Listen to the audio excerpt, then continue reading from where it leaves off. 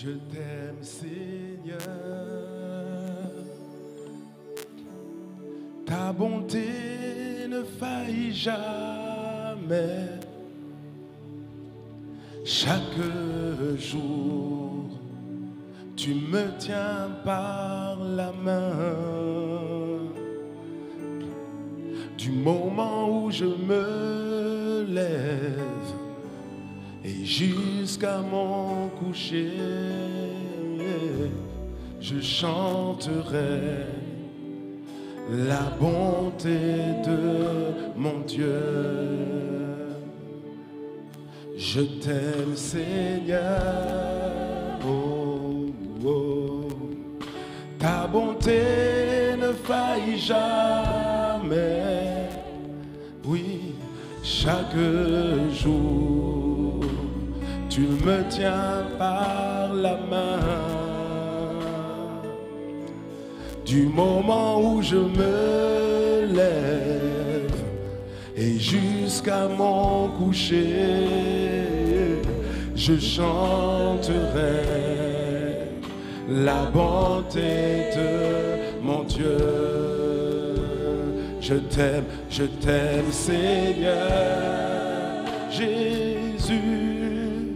Ta bonté ne faillit jamais. Non, non, non. Chaque jour, tu me tiens par la main.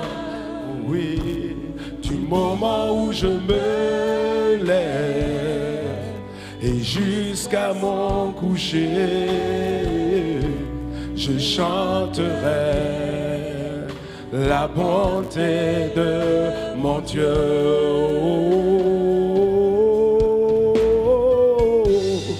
Toute ma vie, tu as été fidèle, Jésus. Toute ma vie, tu as été si bon.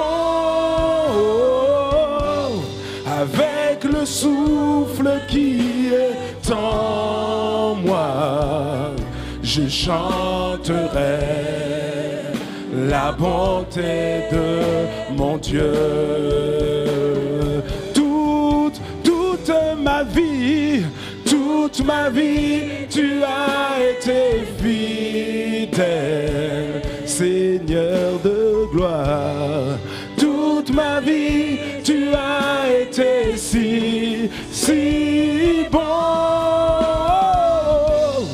Avec le souffle qui est en moi, je chanterai la bonté de mon Dieu. Y a-t-il quelqu'un pour dire toute ma vie? Toute ma vie, tu as été fidèle à chaque instant de ma vie. Toute ma vie, tu as été si bon.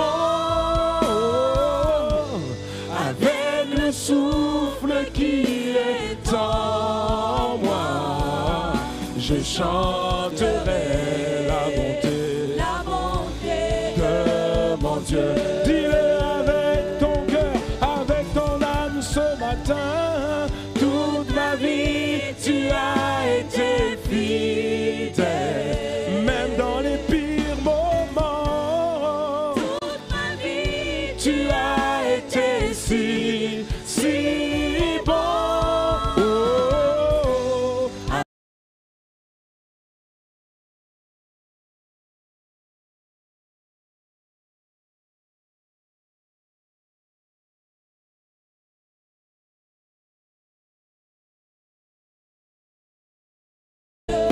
mon Dieu.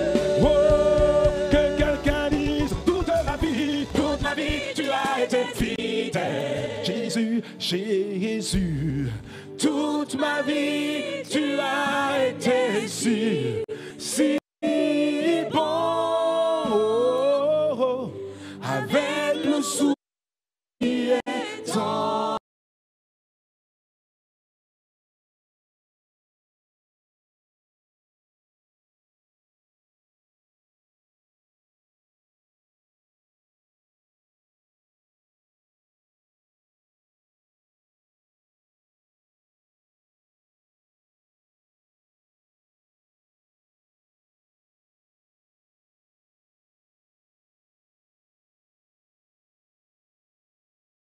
Je chanterai la bonté de mon Dieu. Je la chanterai bonté la bonté de mon Dieu. et même dans la fournaise Je chanterai comme les jeunes hébreux la bonté de mon et Dieu. même au milieu de la fosse au lion je chante la bonté de mon Dieu. et même au milieu de la vallée Je chanterai la bonté de mon Dieu. je chanterai toute ma vie Je chanterai. personne n'enlèvera ce chant sur mes lèvres personne n'enlèvera ce cri du Je cœur chanterai la bonté de mon Dieu. je chanterai la bonté Je chanterai la bonté de mon Dieu Je chanterai la bonté de car il est bon il est fidèle Jésus Jésus la bonté de mon Dieu y a-t-il quelqu'un ici pour dire Je chanterai la bonté de mon Dieu Je chanterai la bonté de mon Dieu je chante la bonté de mon Dieu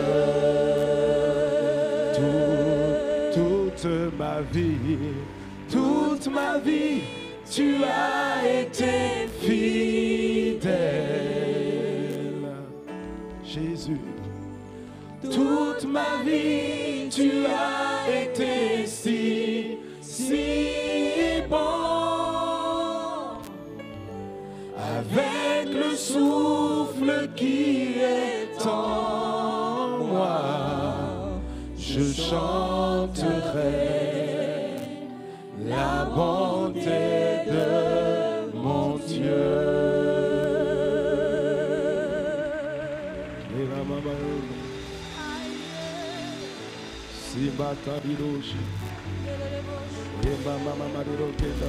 Pourquoi ne pas élever nos voix ensemble pendant quelques instants pour célébrer, pour adorer le roi?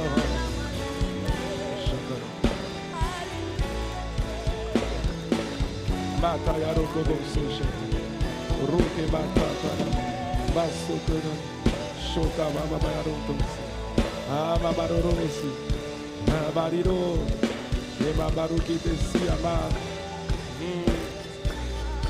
Shaka Mama Barokobosi, Rema Babarokote Sikitata, Shokota Mara, Masoka Baborikaba, Matarara Kobosuke.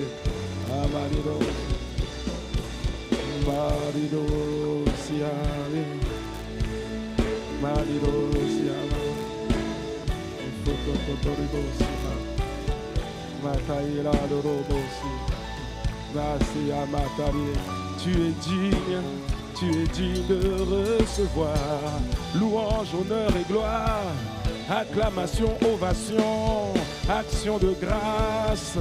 Car tu es digne, Shimatoro, Baba Marirosi, Imarukodoshi, Pasoko Rikete, Ribasoko, Shimamaya, Oh, Sibatata Tabashokama.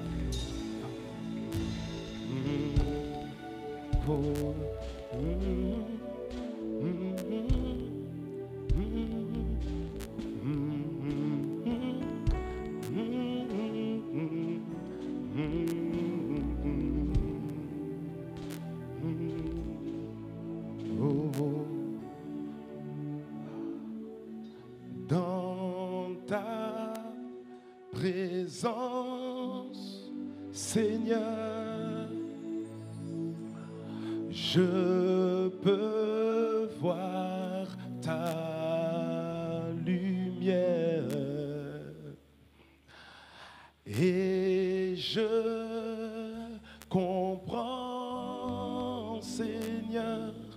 que c'est toi qui éclaire ma vie. Dans ta présence, dans ta présence, Seigneur, je peux voir ta lumière et je comprends, Seigneur, que c'est toi qui éclaire ma vie. Alléluia, alléluia, nous sommes entrés. Alléluia, nous sommes entrés. Alléluia, nous sommes entrés dans la maison du Père. Alléluia, alléluia, nous sommes entrés. Alléluia, alléluia, nous sommes entrés. Proclamons-le. Alléluia, nous sommes entrés dans la maison du Père. Allez, allez, allez. Alléluia, nous sommes entrés. Alléluia, alléluia, nous sommes entrés. Yeah. Alléluia, nous sommes entrés dans la maison du Père. Y a-t-il quelqu'un pour le dire avec nous? Alléluia, nous sommes entrés par la foi. Alléluia, nous sommes entrés. Yeah. Alléluia, nous sommes entrés dans la maison du Seigneur. Y a-t-il quelqu'un pour le dire encore plus fort ce matin? Alléluia, nous sommes entrés. Alléluia, alléluia, nous sommes entrés. Yeah. Alléluia, nous sommes entrés dans la maison du Seigneur. Disons-le encore une fois, allez. Alléluia, nous sommes entrés par Jésus-Christ. Alléluia, nous sommes entrés. Nous avons franchi le palier. Alléluia, nous sommes entrés dans la maison du Père.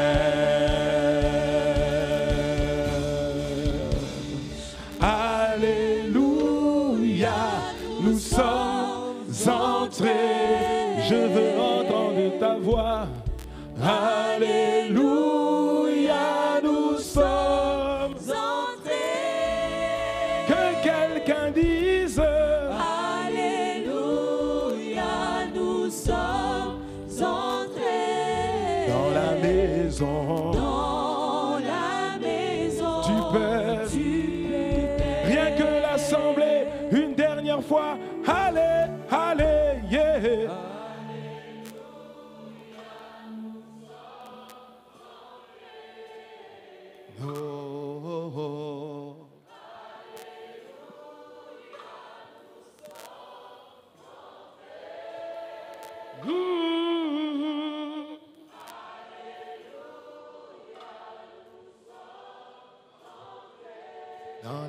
maison du Père.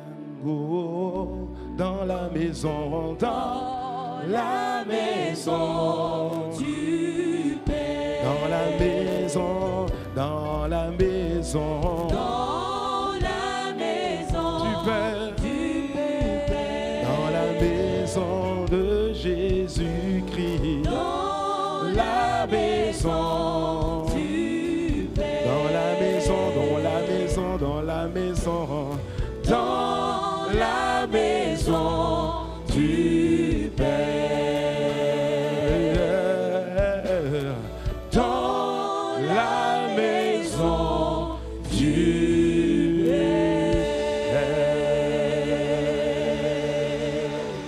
Alléluia. Ah, merci Seigneur. Père de grâce, nous voulons te dire merci. Seigneur, nous apprécions ta présence. En vérité, ce n'est pas le nombre que nous sommes qui compte. En vérité, c'est ta présence qui fait la différence. Et nous voulons te bénir parce que tu es là au milieu de nous, parce que tu as dit très clairement que là où 2 ou 3 sont assemblés en ton nom, tu es au milieu d'eux. Alors Seigneur, oui, tu es là. Oui, ton esprit est là. Et l'esprit de communion nous met en communion, en communication avec le trône de Dieu. À travers le Saint-Esprit, la présence de Jésus-Christ, la présence du Père est là au milieu de nous. Quelle grâce, quelle grâce, quelle grâce de pouvoir nous tenir dans ta présence. Quelle grâce d'être de la génération de la nouvelle alliance. Celles et ceux qui peuvent franchir le voile, parce que le voile a été déchiré. Dans l'ancienne alliance, ils ne pouvaient pas franchir, ils ne pouvaient pas aller dans le lieu saint, dans le lieu très saint.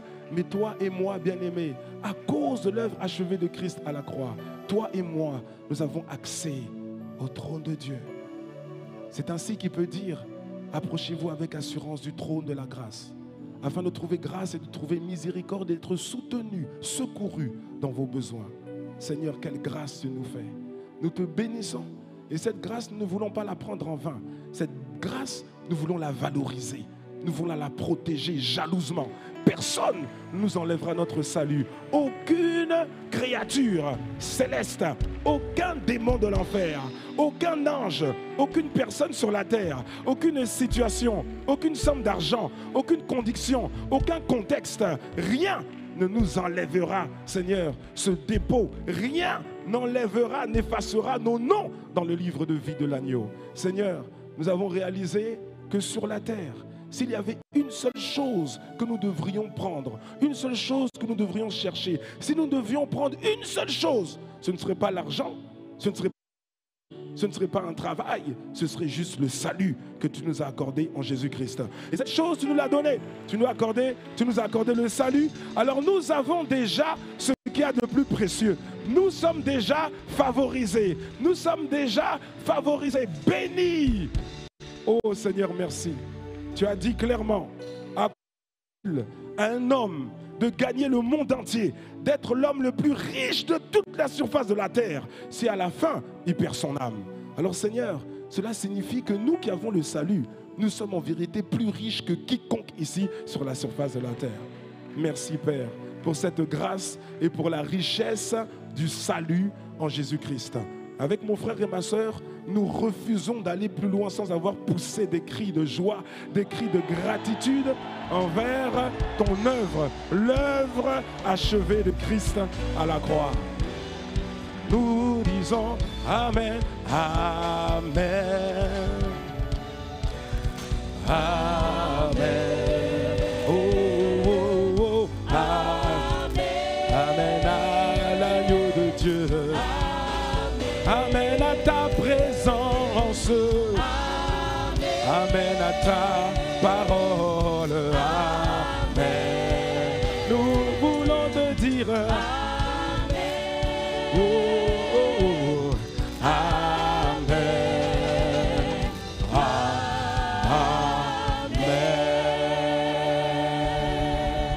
Alléluia. Oh, quelqu'un encore, est-ce que quelqu'un a encore un peu de force pour acclamer le roi de gloire, hein? Tu vois, moi j'ai compris une chose depuis longtemps, hein? Tu vois, dans la présence de Dieu, c'est quelqu'un Si quelqu'un reste assis, moi, je n'ai pas de problème. Mais moi, je me rappelle quand j'étais petit, quand j'étais plus jeune, quand j'étais à l'école primaire. À l'école primaire, on avait le directeur de l'école, il s'appelait Monsieur De Angelis. Quand Monsieur De Angelis rentrait dans la classe, mon ami, que tu voulais ou que tu ne voulais pas, que tu l'appréciais ou que tu ne l'appréciais pas, tu devais te tenir debout. Ensuite, j'ai été au collège. Au collège, là-bas, le proviseur, c'était Monsieur Tesmar. Monsieur Tesmar, quand il rentre dans la classe, que tu veux ou que tu ne veux pas, que tu l'aimes ou que tu ne l'aimes pas, tu devais te tenir debout. Tu vois, dans la présence de Dieu, ce n'est pas Monsieur De Angelis, ce n'est pas Monsieur Tesmar, ce n'est pas le directeur de l'école où tu as été. Pourtant, tu te levais là-bas, dans la présence de Dieu, mon ami. Tant que j'aurai la force, tu vois la force pour me tenir debout. Oh, mon ami, je me tiendrai debout et j'acclamerai celui qui m'a aimé le premier. Alléluia. Alléluia. Ah oui, oui. Quand j'étais plus jeune, j'avais l'habitude. J'étais abonné, mon frère, ma soeur, j'étais abonné au Parc des Princes à Paris. Le Parc des Princes, c'est le terrain, le stade là où joue le Paris Saint-Germain. J'étais abonné là-bas. Je prenais des abonnements annuels. C'est-à-dire que c'était pas tous les week-ends, puisqu'il y avait des matchs à l'extérieur et puis des matchs à domicile. Mais tous les matchs à domicile, j'étais là-bas. J'étais dans des tribunes. La tribune, c'est les tribunes qui bougent, la tribune Auteuil là-bas. J'étais là-bas. Et c'était à l'époque de George Oppong Weah. C'était à cette époque, Ginola et tout ça. On était là-bas. Tu te mets dans une tribune, tu as des gens, on est des milliers, tu ne connais même pas qui est là. Mais dès qu'il y avait un but, tu embrassais tout le monde. C'est-à-dire, tu ne connais pas, mais il y a un but. Il a marqué, ouah, tout le monde s'embrasse, on saute, on acclame et tout ça. On acclame pourquoi? Quelque chose qui ne peut même pas changer ta vie. Quand George Weah a marqué un but, ça ne changeait pas ma vie. Mais Jésus a marqué le but décisif. Il a marqué le but décisif. Le but qui a mis KO Satan. Donc tu vois, non? Quand il faut acclamer, tu ne peux pas m'empêcher. Non! Non! Le but qui change ton histoire. Le but qui change ta vie. Oh! Pousse encore un cri de joie là où tu es. Pousse encore un cri de joie. Hey! Alléluia! Merci Seigneur. Gloire à Dieu. Qui est ravi d'être là ce matin? Amen, amen. Je vois ta main se lever et ça me rassure. Si ton voisin ne lève pas la main, tu peux lui dire ceci. Si ton voisin ne lève pas la main, tu peux lui dire ceci. Si dans la présence de Dieu, tu n'es pas ravi, je ne sais pas dans quelle présence tu vas être ravi. Amen. Donc tu peux prendre sa main, s'il n'a pas levé, tu prends sa main et puis tu lèves sa main. Amen. Voilà, que Dieu vous bénisse abondamment, peuple de Dieu. Nous sommes encore une fois ravis d'être là et nous sommes les bonnes personnes au bon endroit et au bon moment. Que quelqu'un dise Amen. Amen. Voilà, avant de prendre place, nous voulons encore une fois rendre grâce. La Bible dit qu'en toute chose, nous devons rendre grâce. Amen. L'action de grâce, c'est le quotidien du chrétien. Et nous voulons rendre grâce vraiment, parce que vous voyez, ce que Dieu est en train de faire ici, au milieu de nous, il le fait toujours à travers des personnes. Dieu travaille toujours à travers des personnes. Et nous voulons prendre le temps vraiment d'acclamer le Seigneur, de bénir Dieu pour son serviteur, le pasteur Ghislain, pour sa servante, pasteur Rosie, maman Rosie, parce que c'est à travers leur vie. Ouais, il faut que quelqu'un donne de sa vie pour que la vie de Dieu soit transmise et transférée vers le plus grand nombre. Alors, vraiment, je vous dis, il faut apprécier. Là, ta manière d'apprécier, là, non, c'est pas bon. Il faut apprécier ce que Dieu fait. Amen. Voilà, et nous avons également une pensée pour notre pasteur principal, l'apôtre Ivan Castanou, parce que sans son obéissance, il n'y aurait même pas de ICC ici à Kinshasa. Pouvons-nous acclamer le Seigneur très très très fort pour son serviteur, l'apôtre Ivan et maman Maud, pasteur Maud. Ils forment un couple de parents spirituels extraordinaires. Amen. Gloire à Dieu. Et tu peux également acclamer le Seigneur pour toi-même. Parce que, oui. Parce que Dieu vit à travers toi. Dieu vit en toi. Et tu reflètes, tu manifestes Christ. Merci Père de grâce. Amen. Voilà, je vous invite à prendre place maintenant dans la présence du Seigneur. Si tu n'as pas encore salué ton voisin, salue ton voisin maintenant. tu ne peux pas continuer sans avoir salué ton voisin. Et plus encore, tu ne peux pas continuer sans avoir pris connaissance de comment s'appelle ton voisin. Oui, oui, oui. Ça, tu peux faire ça dans l'avion, tu peux faire ça dans le car, le bus, mais pas à l'église. Pas à l'église, jamais. À l'église, tu dois savoir qui est là. Tu dois savoir comment tu... C'est pas seulement, oh frère, que Dieu te bénisse. Non, le frère, il a un prénom. La sœur, elle a un prénom. Amen. Merci Seigneur. Alors bien aimés, aujourd'hui, comme je disais, nous sommes ravis d'être là, n'est-ce pas? Amen. Alors, vous savez, je vais commencer en disant quelque chose qu'il ne faut jamais oublier. Tu vas beaucoup parler à ton voisin aujourd'hui. Dis à ton voisin, il ne faut pas oublier ce qu'il va dire là. Dis-lui ça, s'il te plaît. Amen. Ce que je veux dire, c'est quoi? C'est que la Bible dit, voici la journée que l'Éternel a faite. Qu'elle soit pour vous un sujet de joie et d'allégresse. Amen. Donc, il est en train de dire, la Bible est en train de dire que les jours que Dieu fait, en fait, le sujet de ces jours, ce n'est pas la tristesse, ce n'est pas l'amertume, ce n'est pas la frustration, mais c'est la joie et l'allégresse. Amen. Et il dit aussi quelque chose que parfois on passe à côté, mais il faut être conscient de ça. C'est Dieu qui fait les jours. C'est Dieu qui fait les jours. Personne d'autre n'est capable de créer une journée. Personne d'autre. Toi, tu ne peux pas créer une journée. Toi, tu espères simplement que demain viendra. C'est vrai ou c'est pas vrai? Ton voisin ne peut pas créer une journée. Même le diable n'est pas capable de créer un jour. Il ne peut pas. C'est Dieu qui crée. Voici la journée que l'Éternel a faite. Amen. Et qu'elle soit pour toi, pour moi, pour nous tous, un sujet de joie et un sujet d'allégresse. Alors, laisse-moi te dire une chose. Si c'est Dieu qui fait les jours, ça veut dire que c'est Dieu aussi qui fait les semaines. Si tu es d'accord, tu dis Amen. Parce que les semaines sont composées de jours. Si c'est lui qui fait les semaines, ça veut dire que c'est lui qui fait les mois, puisque les mois sont composés de semaines. J'attends au moins 20 Amen. Si c'est lui qui fait les mois, donc c'est lui aussi qui fait les années, puisque les années sont faites de mois, de semaines et de jours. Ok? Donc si tu comprends, tu prends le texte, tu prends la pensée de Dieu par rapport à un jour pris dans son unicité, et tu tires ce jour sur l'année, et ça donne quoi? Ça donne pour toi et pour moi, mon frère, ma soeur, voici l'année que l'Éternel a faite, qu'elle soit pour nous tous un sujet de joie et un sujet d'allégresse. Oh, il y a quelqu'un qui est en train d'acclamer. Si tu acclames, on est ensemble. On est ensemble. Amen. C'est ça la pensée, la volonté de Dieu par rapport à cette année 2024. On est au début d'année. Ce message, c'est un message de début d'année. C'est un message pour encourager quelqu'un. C'est pour encourager un frère, encourager une sœur à fonctionner de manière correcte devant Dieu. Amen. Dans Lamentation de Jérémie, dans Lamentation de Jérémie au chapitre 3, versets 21 à 23, il est dit ceci. Voici ce que je veux repasser en mon cœur. Voici ce que je veux mettre dans mon âme, ce à quoi je veux méditer. Voici ce que je veux repasser en mon âme, en mon cœur, ce qui me donnera de l'espérance. Ça veut dire que le fait de repasser cette parole dans ton cœur, dans ton âme, ça te donne de l'espoir, ça te donne de la force, ça te donne de l'espérance. Que quelqu'un dise merci Seigneur. Verset 22.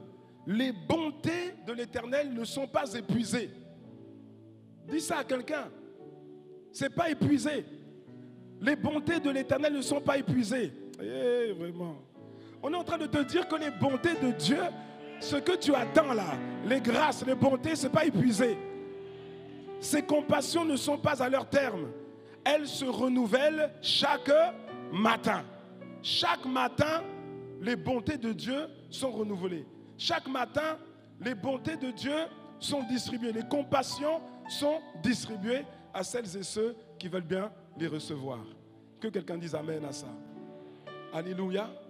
Bien-aimé, l'année 2024 est une entité qui a été créée. Est-ce que tu me suis? 2024, ce n'est pas juste un chiffre. Quand on dit l'année 2024, ce n'est pas juste une idée. J'essaie de t'expliquer quelque chose de profond. L'année 2024 est une entité. Tu me suis? C'est Dieu, regarde, c'est Dieu qui crée les... Quand quelque chose est créé, la chose existe, n'est-ce pas? Quand quelque chose est créé, la chose devient une entité. Oui ou non? C'est Dieu qui crée les jours et qui crée les années. Donc l'année 2024, c'est une entité. Et cette entité-là, en fait, elle transporte des choses. La Bible nous dit que cette entité-là, elle transporte des journées. Et dans ces journées-là, il y a des grâces, il y a des bontés, il y a toutes sortes de choses que cette année veut distribuer. L'année 2024 est une année particulière, bien-aimée. Toutes les années ne se ressemblent pas. Dans la pensée de Dieu, toutes les années, c'est fait pour nous, c'est fait pour notre bien, c'est fait pour notre édification. Que quelqu'un dise Amen. Mais toutes les années ne se ressemblent pas. Il y a des années qui transportent plus de grâce que d'autres. Et c'est ce que nous voyons dans la Bible lorsqu'on lit dans le livre de Genèse et on voit quand Joseph donne l'interprétation des rêves à Pharaon. Il parle de 7 années d'abondance et de 7 années de disette. C'est vrai ou c'est pas vrai? Et donc il fait la différence. Il y a des années qui sont riches, il y a des années qui sont moins riches. Mais l'année 2024, mon frère, ma soeur, je ne sais pas si tu es conscient. Peut-être que tu as oublié. Mais Dieu nous a dit clairement, l'année 2024 est une année d'abondance. Par l'apôtre Ivan, le Saint-Esprit a parlé pour qu'on soit conscient de ça. Il a dit que l'année 2024, c'est l'année de la moisson abondante. Oh, j'aime pas ton amen, tu sais, j'aime pas ton amen, j'aime pas ton amen. C'est une année spéciale. 2024 est une année qui est riche. L'année 2024, si on pouvait la voir avec nos yeux, tu verrais une entité qui transporte de lourds sacs. L'année a de lourds sacs, beaucoup de sacs. Elle a beaucoup de choses à distribuer. En 2024, l'année 2024 transporte des cargaisons de grâce. Elle transporte des cargaisons de faveur. Quand tu dis Amen, tu reçois quelque chose. Quand tu dis pas Amen, ça passe devant toi. Parce que le mot Amen, je ne sais pas si un jour le Seigneur nous permettra de parler de ça. Le mot Amen, c'est un mot puissant. Le mot Amen, ce n'est pas juste religieux. Le mot Amen, en plus en français ça se confirme. Le mot Amen, c'est la première étape pour amener la grâce dans ta vie. Quand tu dis Amen, mais même ça amène. Parce que tu saisis la parole. Le mot Amen est puissant. Hein? Quand la parole est libérée, il faut répondre. C'est ça que les gens ne comprennent pas. Quand tu vois Amen dans la Bible, ce n'est pas pour faire beau. Amen, il y a une puissance dedans. Que quelqu'un dise Amen. Donc j'étais en train de dire que l'année 2024, elle va libérer chaque jour des grâces, des faveurs. Chaque jour, il y aura des guérisons qui vont être libérées. Oui, parce qu'elle est chargée de guérison. Je t'assure, l'année 2024, elle est chargée de guérison.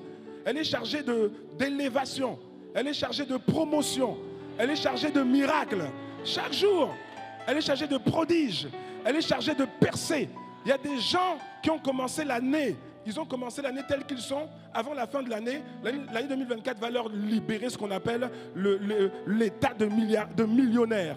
Il y a des millionnaires qui vont sortir en 2024. En tout cas, je ne sais pas si c'est toi. Mais si tu n'as pas dit Amen, c'est sûr que ce n'est pas toi. C'est sûr que ce n'est pas toi. Mais je suis sérieux. Il y a des gens qui, au 1er janvier 2024, ils n'étaient pas millionnaires.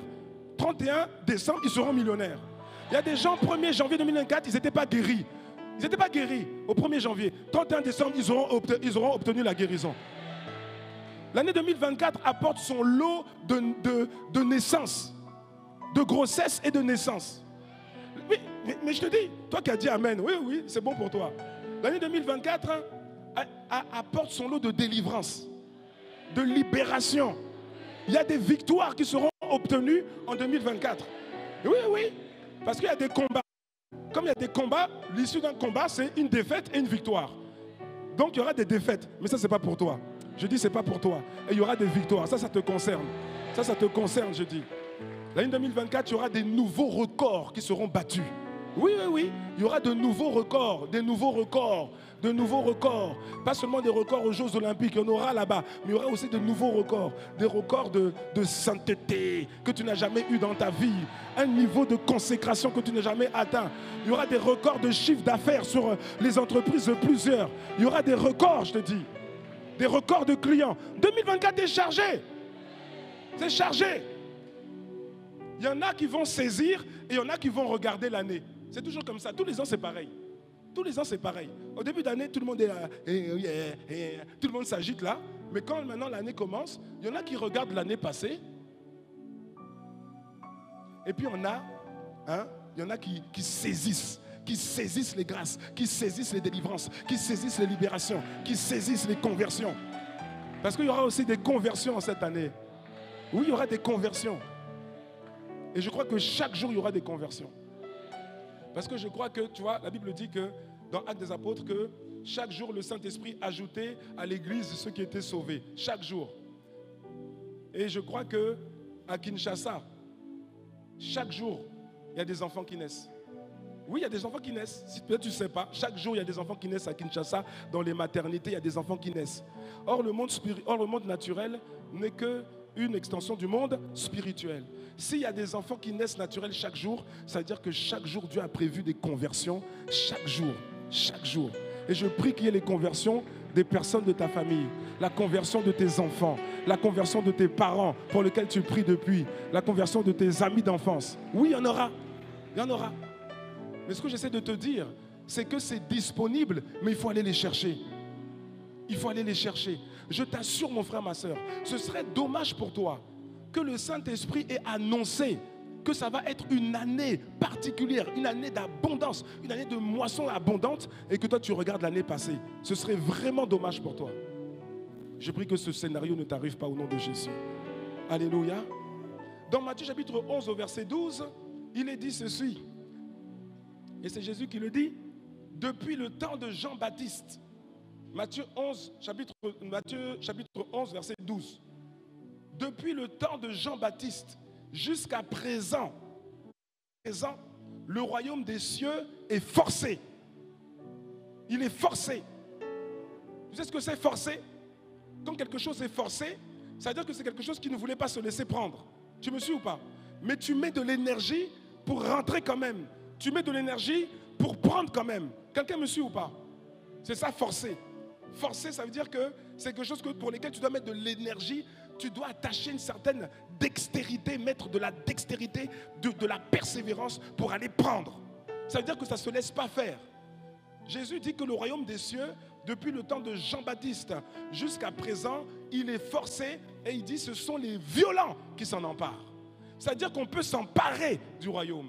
On peut s'emparer des grâces du royaume. Mais pour cela, il faut être un violent. Il faut être violent. Quand on dit violent, ce n'est pas violent physiquement avec les gens. Non, c'est violent dans le sens du mot grec. Le mot grec qui a été traduit ici, c'est le mot biastes. Dis avec moi, biastes. Biastes, c'est un mot grec. Si tu as dit biastes, tu peux dire à ton voisin, je parle grec. Alléluia. Je parle aussi grec. Pas seulement français, lingala, swahili, mais aussi grec. Alléluia. Amen. Donc, Jésus est en train de dire que le royaume de Dieu, il est là. Il est là. Il n'a pas dit depuis le temps de Moïse, depuis le temps d'Abraham. Il dit depuis le temps de Jean-Baptiste. Amen. C'est la nouvelle alliance. Le royaume de Dieu, le règne de Dieu, c'est une personne, c'est le Saint-Esprit. Et les grâces qu'il distribue, en fait, il faut s'en emparer. Elles sont disponibles, mais elles ne vont pas venir sur toi comme ça en 2024 parce que tu le veux. Elles vont venir, elles ne vont pas venir. C'est toi qui dois aller les prendre. Dis à quelqu'un, il faut aller les prendre. Il faut aller les chercher. Oh, s'il te plaît, dis à quelqu'un, si tu aimes ton voisin de l'amour du Seigneur, dis-lui, c'est pour l'encourager, c'est pour l'aider. Il faut aller les prendre. Parce que c'est disponible. Tu vois? C'est comme si on te disait ici à Kinshasa, on te dit qu'il y a un quartier où on vient de construire un grand magasin. Un grand magasin dans lequel il y a tous les produits. Tous les produits sont là-bas. Tous les produits sont là-bas. Ils sont là-bas. Et tous les produits dont tu as besoin, c'est là-bas. Et le magasin est ouvert. En fait, tout a déjà été payé. Tout a déjà été payé. Il suffit d'aller prendre. C'est-à-dire que c'est disponible. Mais tu dois te déplacer pour aller là-bas. Si tu ne te déplaces pas, ça va être disponible, mais tu vas seulement regarder les gens prendre et puis toi, tu vas simplement être un observateur. Il faut que tu te déplaces, tu vas au magasin et puis tu prends. C'est la même chose. L'année 2024 est chargée, mon frère, ma soeur. Je ne sais pas si tu en es conscient. J'ai l'impression que quelqu'un dit Amen. Moi, je reconnais les Amen. Hein. Les Amen, ils ont plusieurs teneurs. Il y a les Amen automatiques. Tu vois, il y a les Amen parce que ton voisin a dit Amen, toi aussi tu dis Amen. Tu vois? Il y a les Amen automatiques. Il y a même des Amen, tu vois. La personne est en train de somnoler là, tu vois. Et puis, elle entend Amen et puis elle essaie de dire Amen. Tu vois. Moi, ce n'est pas ces amen là. Ce sont les véritables amen. Les amen de conscience. Tu vois, non? L'amen de conscience. Tu es conscient que l'année 2024, elle regorge de tout ce que tu espères là. C'est dedans. C'est dedans. Et c'est même plus qu'il en faut. Parce que c'est une année de moisson abondante. Et le Seigneur a dit que lui, il veut que chaque jour, ce soit pour toi un sujet de joie et d'allégresse. Donc chaque jour, il y a des distributions. Chaque jour, il y aura quelque... Si toi, tu dors, hein. En tout cas, moi, j'ai décidé de ne pas dormir. Ah non. Ah non, non, non, non, non, non, non. Je sais que 2024 est une année plus riche que 2023. Donc, je vais saisir 2020. J'ai déjà commencé, hein. Je vais continuer à saisir 2024. Alléluia. Mais il y a une manière de le faire. Il y a une manière de le faire. C'est vrai. L'année regorge de toutes sortes de grâces. J'ai oublié de dire une chose. En 2024, il y aura aussi des mariages. Hein? Oui, oui. En 2024, il y aura aussi des fiançailles. Oui, oui. Il y en aura. Il y en aura. C'est rempli de fiançailles. C'est rempli de mariages. Il y a beaucoup, beaucoup. Je ne parle pas des mariages de la charnelle. Hein? Non, non, non. Je parle de mariages inspirés par le Seigneur. Des mariages conduits par le Seigneur. Pas des mariages où c'est tu vois, dans la Bible, c'est Dieu qui conduit, c'est Dieu qui amène Ève dans l'environnement d'Adam. Il y a des sœurs, normalement c'est Dieu qui conduit Ève. Il y a des sœurs, elles conduisent Dieu. Elles disent à Dieu, non, viens. Elle est partie trouver un païen là-bas. Elle dit, eh bien, voilà, viens Seigneur, je t'emmène ici. Voilà, c'est lui mon mari. Voilà, touche son cœur, qu'il accepte le Seigneur. Et puis, voilà, débrouille-toi, fais comme, voilà. Après, elle l'amène à l'église. C'est un païen, hein, mais elle l'amène à l'église. Elle l'habille un peu en chrétien, là. Voilà. Et puis après, elle le parfume un peu. Et puis après, elle va se présenter devant le pasteur pour dire, voilà, Dieu m'a fait grâce, pasteur. Et puis quand le pasteur commence à poser des questions, elle ne veut pas qu'il parle. Tais-toi, c'est moi qui réponds. Tais-toi, tais-toi. Parce qu'il risque de dire n'importe quoi.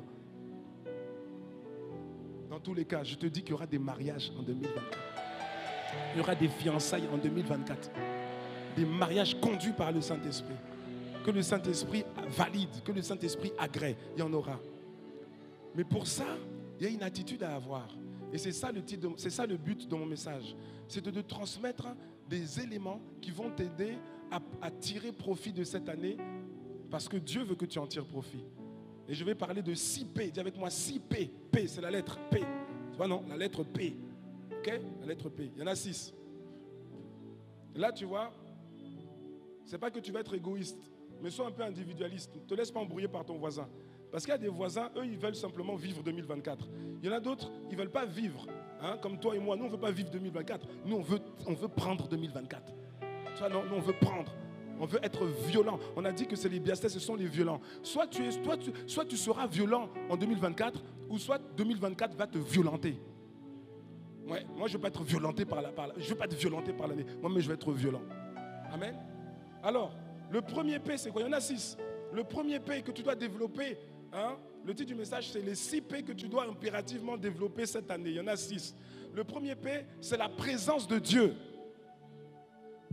Tu dois cultiver la présence de Dieu. Cultiver la présence de Dieu. C'est la base de tout. C'est la base de tout. Que quelqu'un dise Amen. Que quelqu'un dise Amen. Cultiver la présence de Dieu. Tu veux saisir l'année 2024.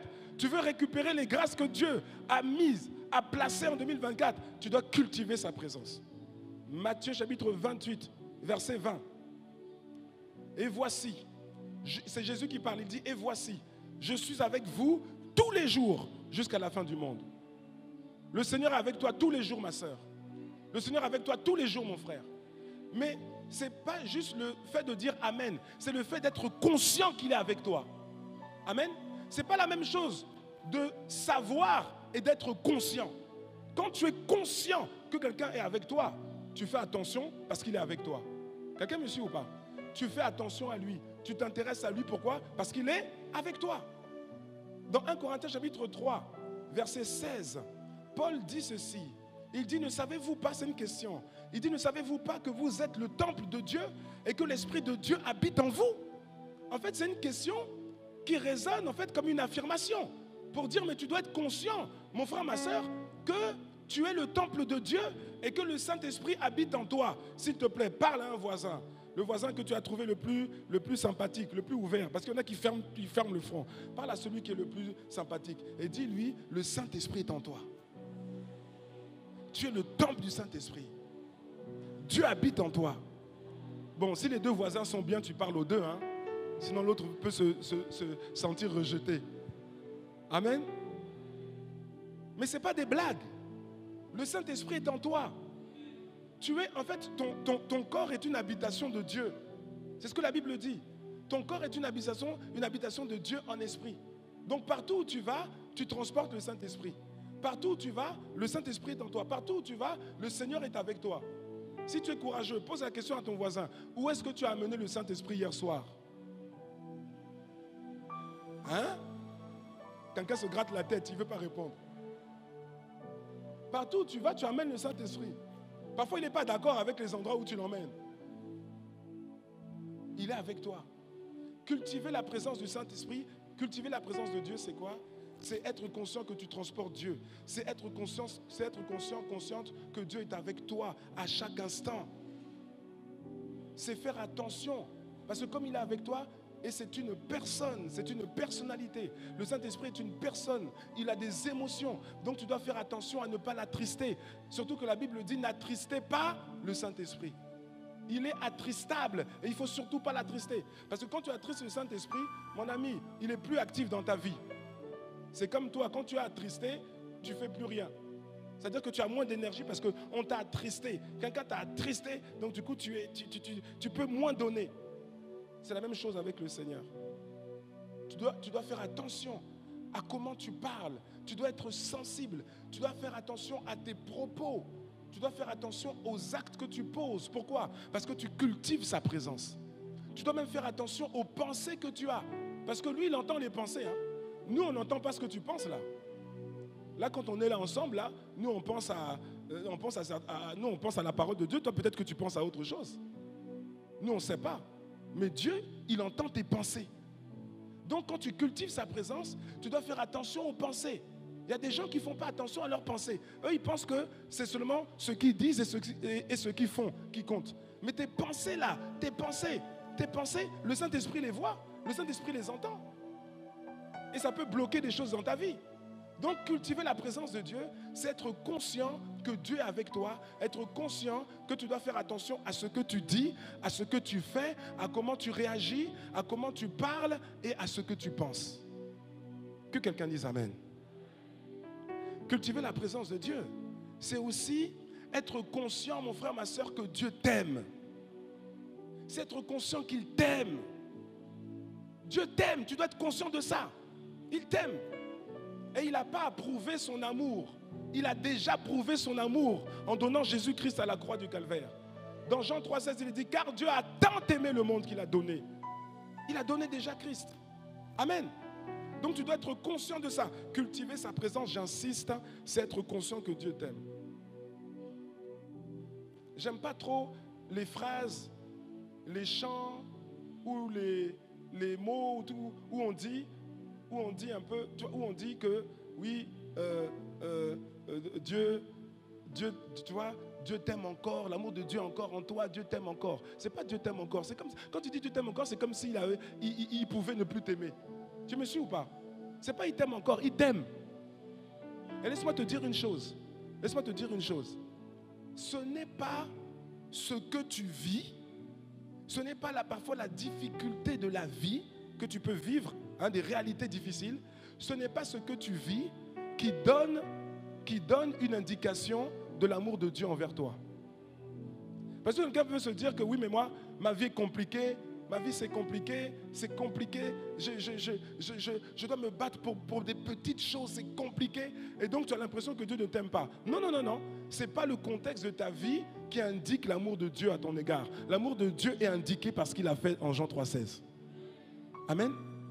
Dis à quelqu'un, Dieu t'aime. Dieu t'aime. Et bien sûr, il t'aime. Tu dois être conscient, cultiver la présence de Dieu, c'est être conscient que tu es une personne extrêmement privilégiée. Tu es conscient de ça? Tu dois être conscient de ça. Tu te lèves le matin, tu dois être conscient que tu es une personne privilégiée. Tu es privilégié. Ton nom est inscrit dans le ciel. Ton nom est inscrit dans les cieux. Ton nom est inscrit dans le livre de vie de l'agneau. Si tu restes attaché à Christ, tu n'iras pas en enfer. Même lorsque le souffle de vie te sera retiré, tu n'iras pas en enfer. Tu es une personne privilégiée. C'est ça aussi cultiver la présence de Dieu. Ils sont en train de se lamenter, oui, parce que ceci, parce que cela. Non, tu es privilégié.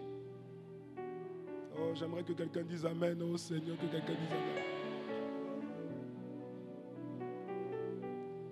Cultiver la présence de Dieu, c'est être conscient que même lorsque tu traverses les moments difficiles, même lorsque c'est difficile, Dieu est toujours avec toi.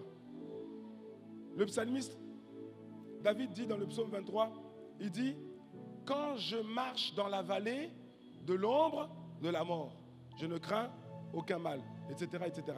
Il dit quand je marche, il n'a pas dit quand je suis, c'est quand je marche. Dans la vallée de l'ombre de la mort, tu dois continuer à avancer. Dans la vallée de l'ombre de la mort, tu ne dois pas t'arrêter, tu dois continuer à avancer. Et ce qui est magnifique, oui, on a dit hier, si tu dois acclamer le Seigneur, acclame, ne t'occupe pas des autres. C'est tout. Je disais hier, à l'atelier l'après-midi, écoute ça. Comme ça, tu vas être totalement libéré. Si tu écoutes un message, une prédication, et tu sens au-dedans de toi un sujet d'action de grâce, et que tu veux acclamer Dieu, acclame seulement. Même si personne n'acclame, tu ne seras jamais ridicule aux yeux de Dieu en étant le seul à acclamer dans un endroit. Tu ne seras jamais ridicule. Ça ne te ridiculisera jamais. Je ferme la parenthèse. Le psalmiste dit, il ne dit pas si je traverse, il dit quand je traverse.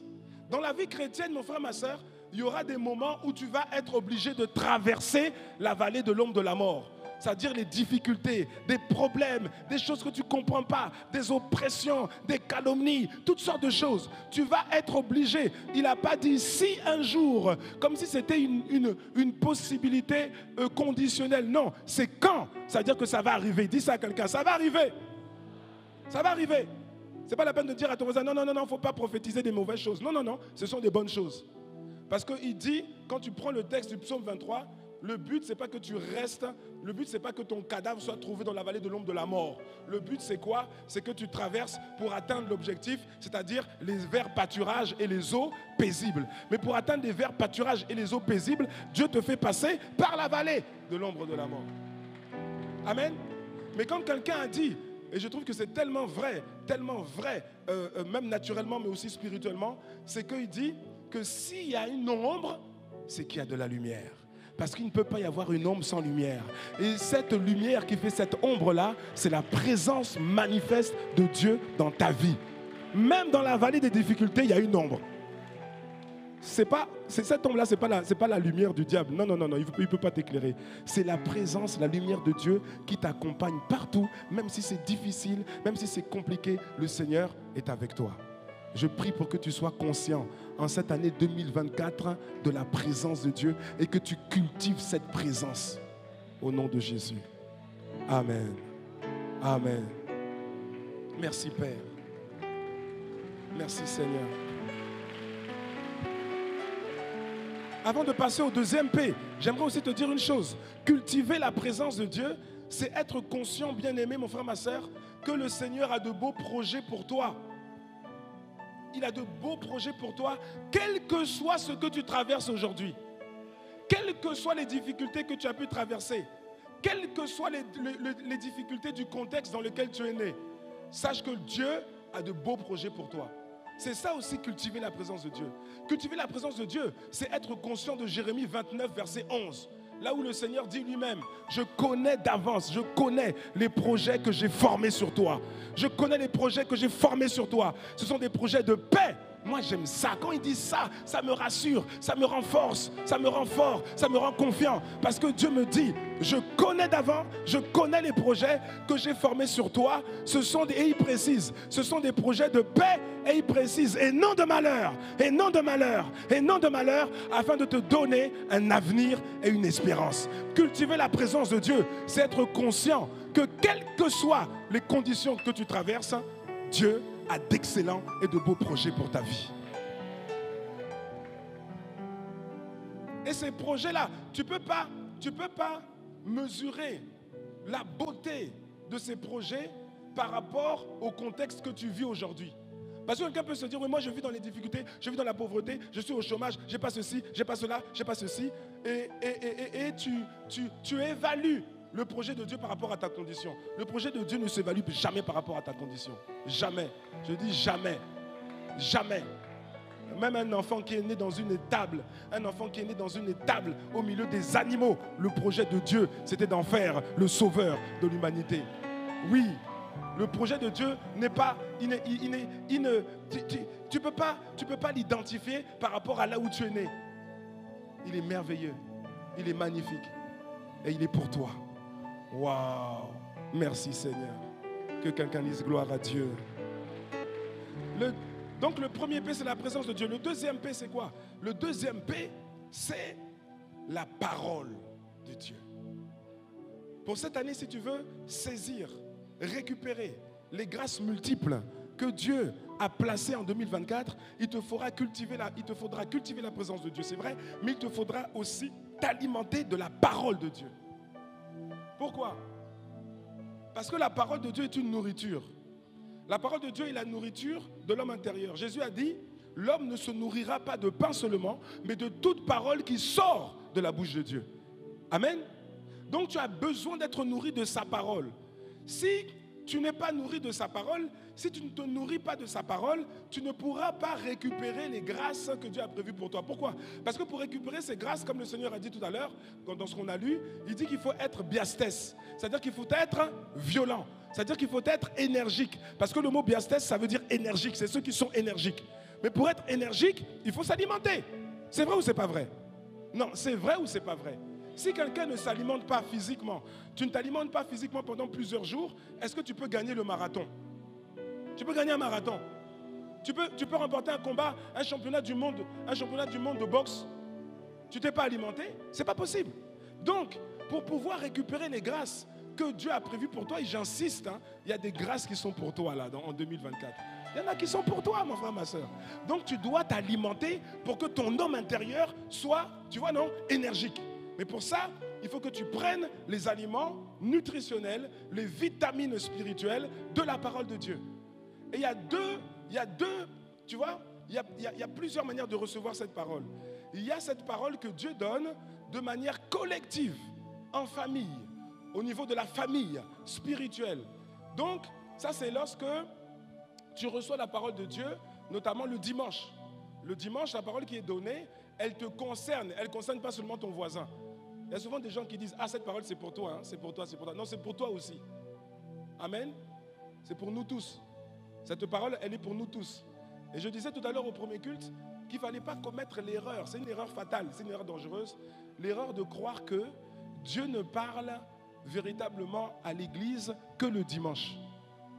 Ça, c'est une erreur, parce que la Bible dit que Dieu parle tantôt d'une manière, tantôt d'une autre. C'est-à-dire que Dieu parle aussi à travers des ateliers, il parle aussi à travers des temps de communion fraternelle, à travers des agapés, à travers des temps de prière, des atmosphères de prière, atmosphères de gloire, des temps de jeûne et prière. Dieu parle.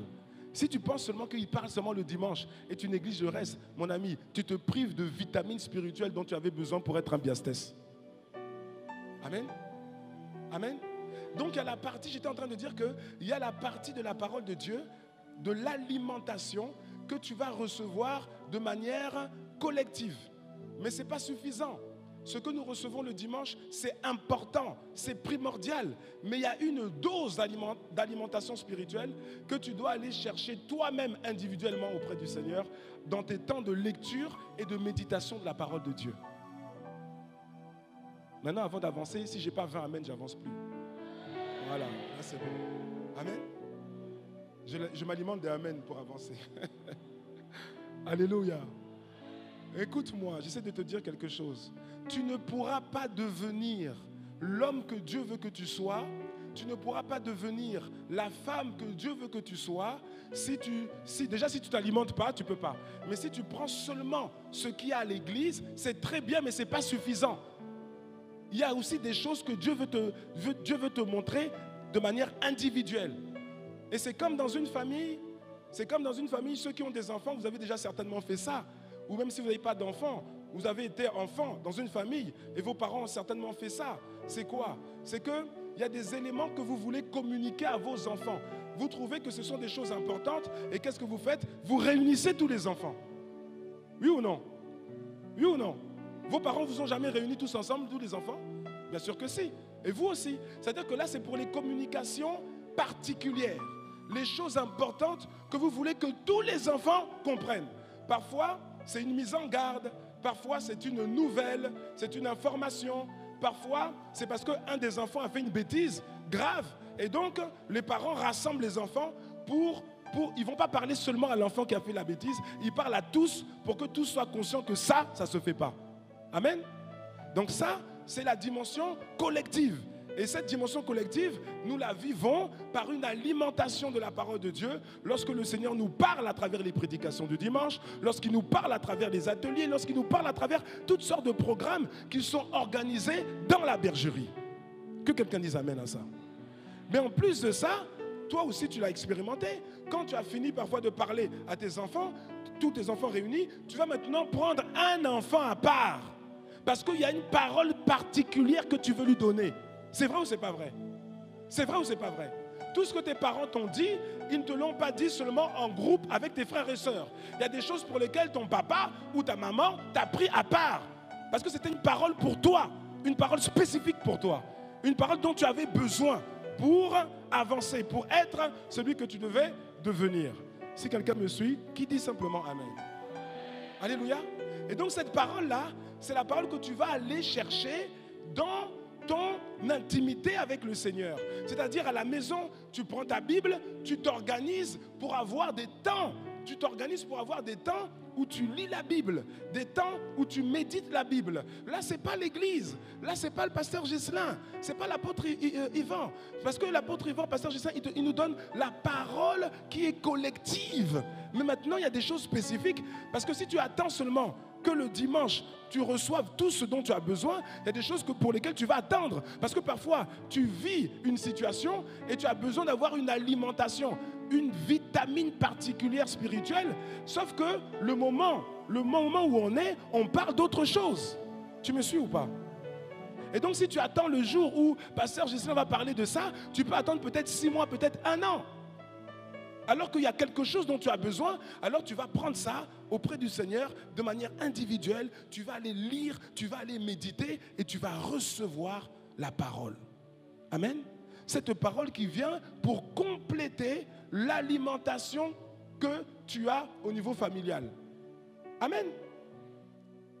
Ça a du sens ce que je vous dis ou bien je parle tout seul?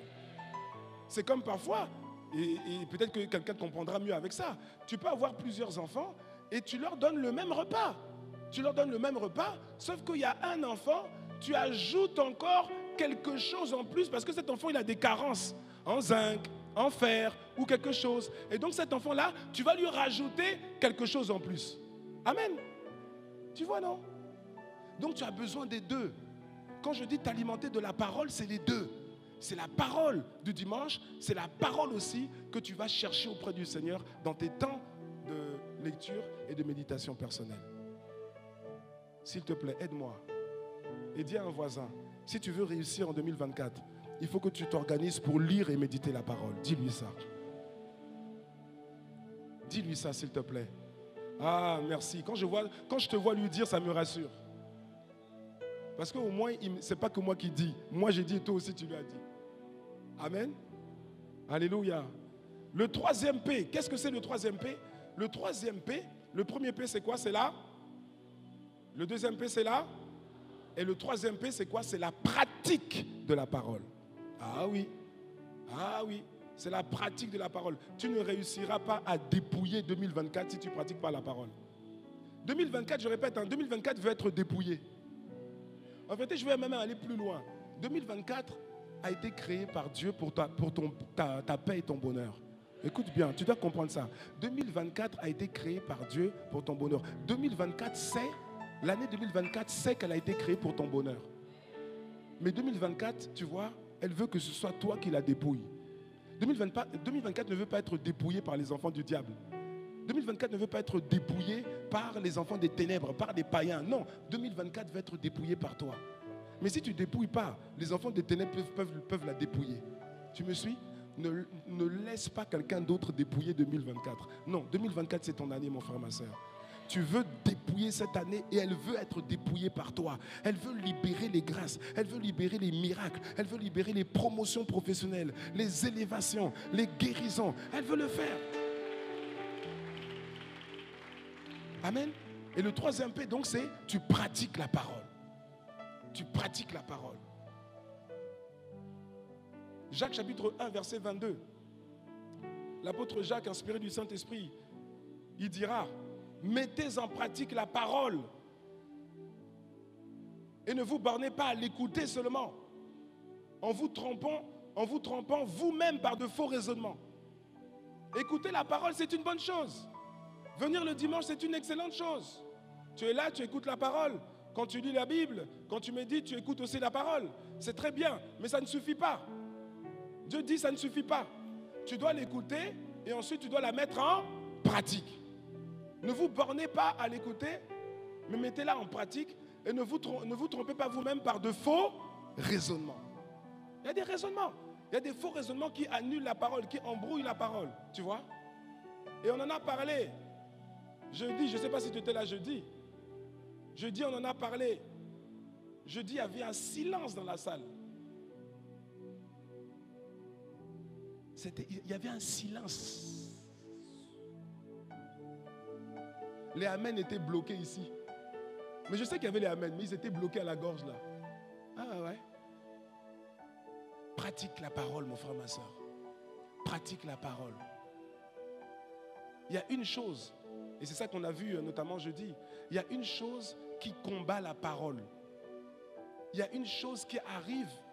Je vais prendre d'autres termes pour dire ce que Jésus a dit. Parce que Jésus dit que vous anéantissez fort bien le commandement de Dieu.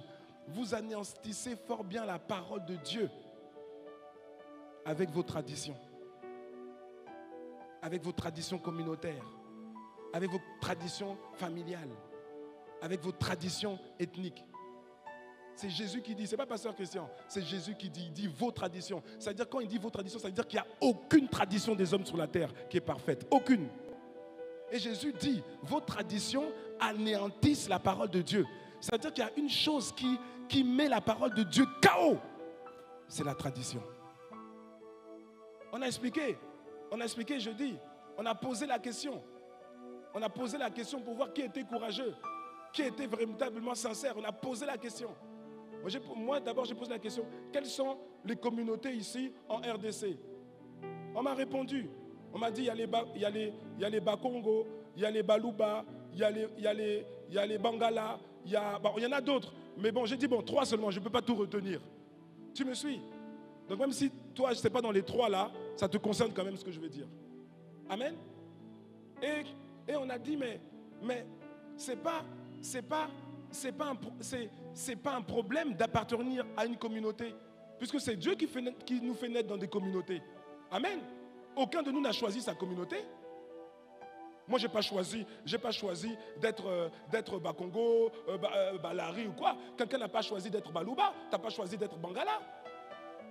Ce n'est pas un problème, ça. Le problème, c'est quand tu es plus Bakongo que chrétien. Oui. C'est ça qu'on a expliqué.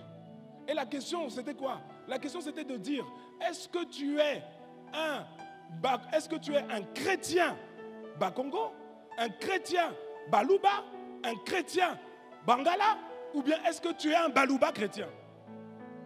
Ou est-ce que tu es un Bakongo chrétien? Un Balanga chrétien? Parce qu'il y a une différence. Il y a les deux mots. On ne dit pas que tu n'es pas chrétien. Hein. Si tu es un Bakongo, un Baluba chrétien, tu es chrétien. Tu viens à l'église.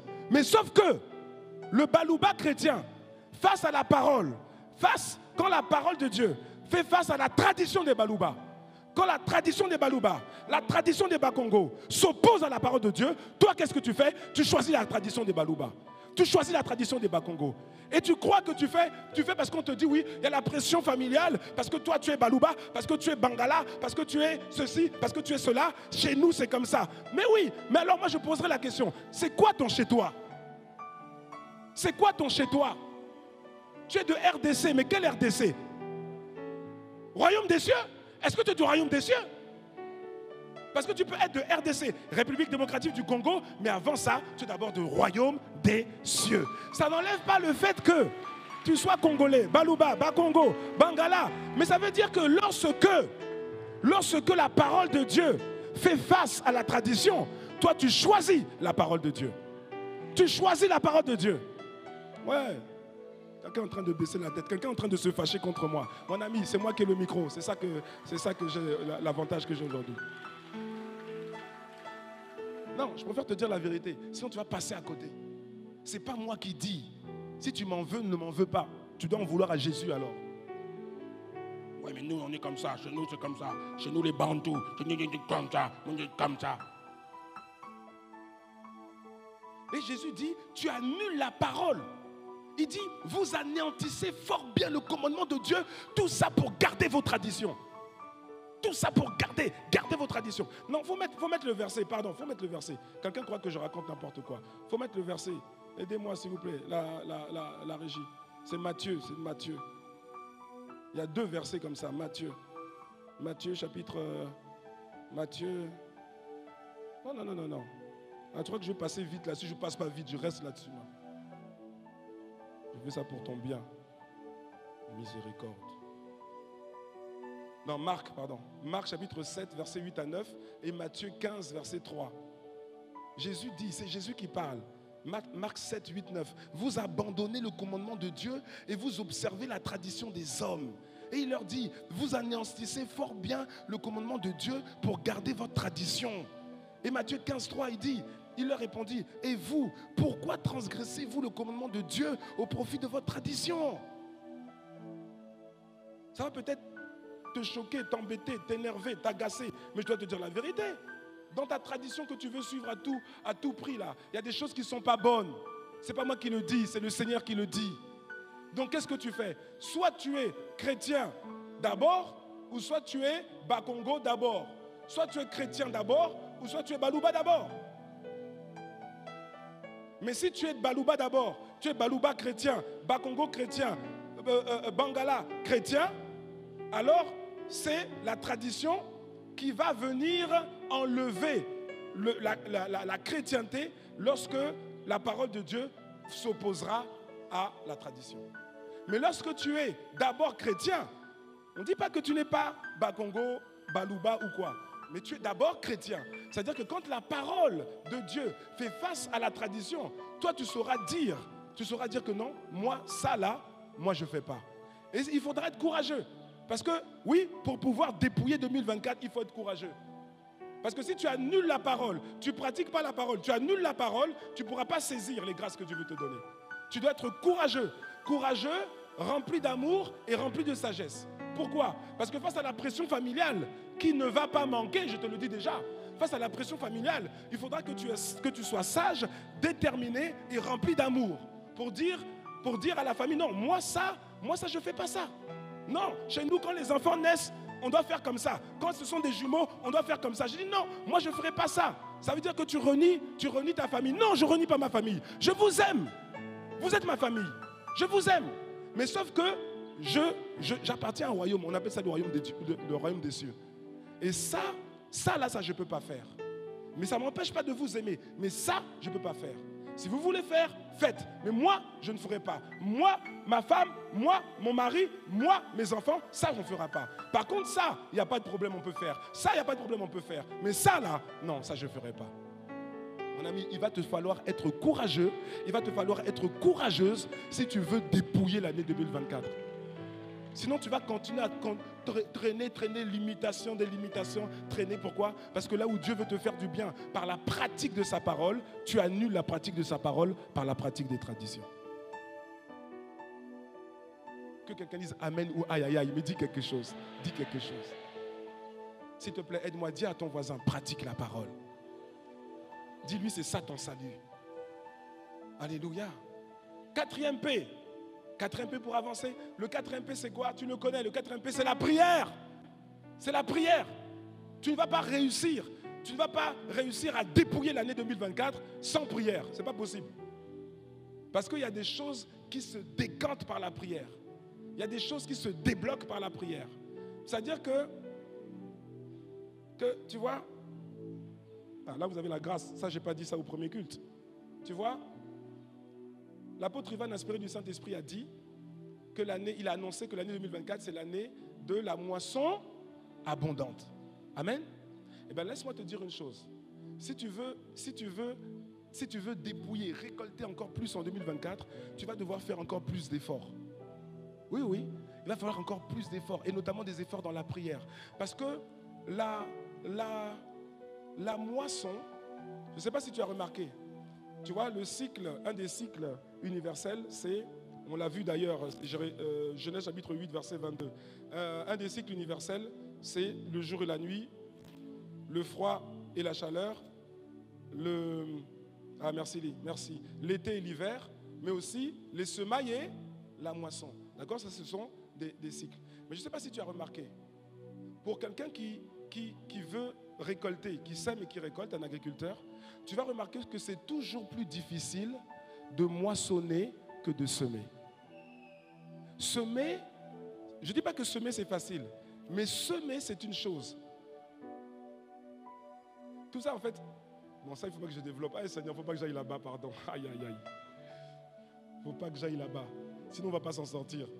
Mais sache simplement, je vais essayer de m'arrêter là par rapport à ça, sache simplement que tu as plus d'efforts à faire pour moissonner que pour semer.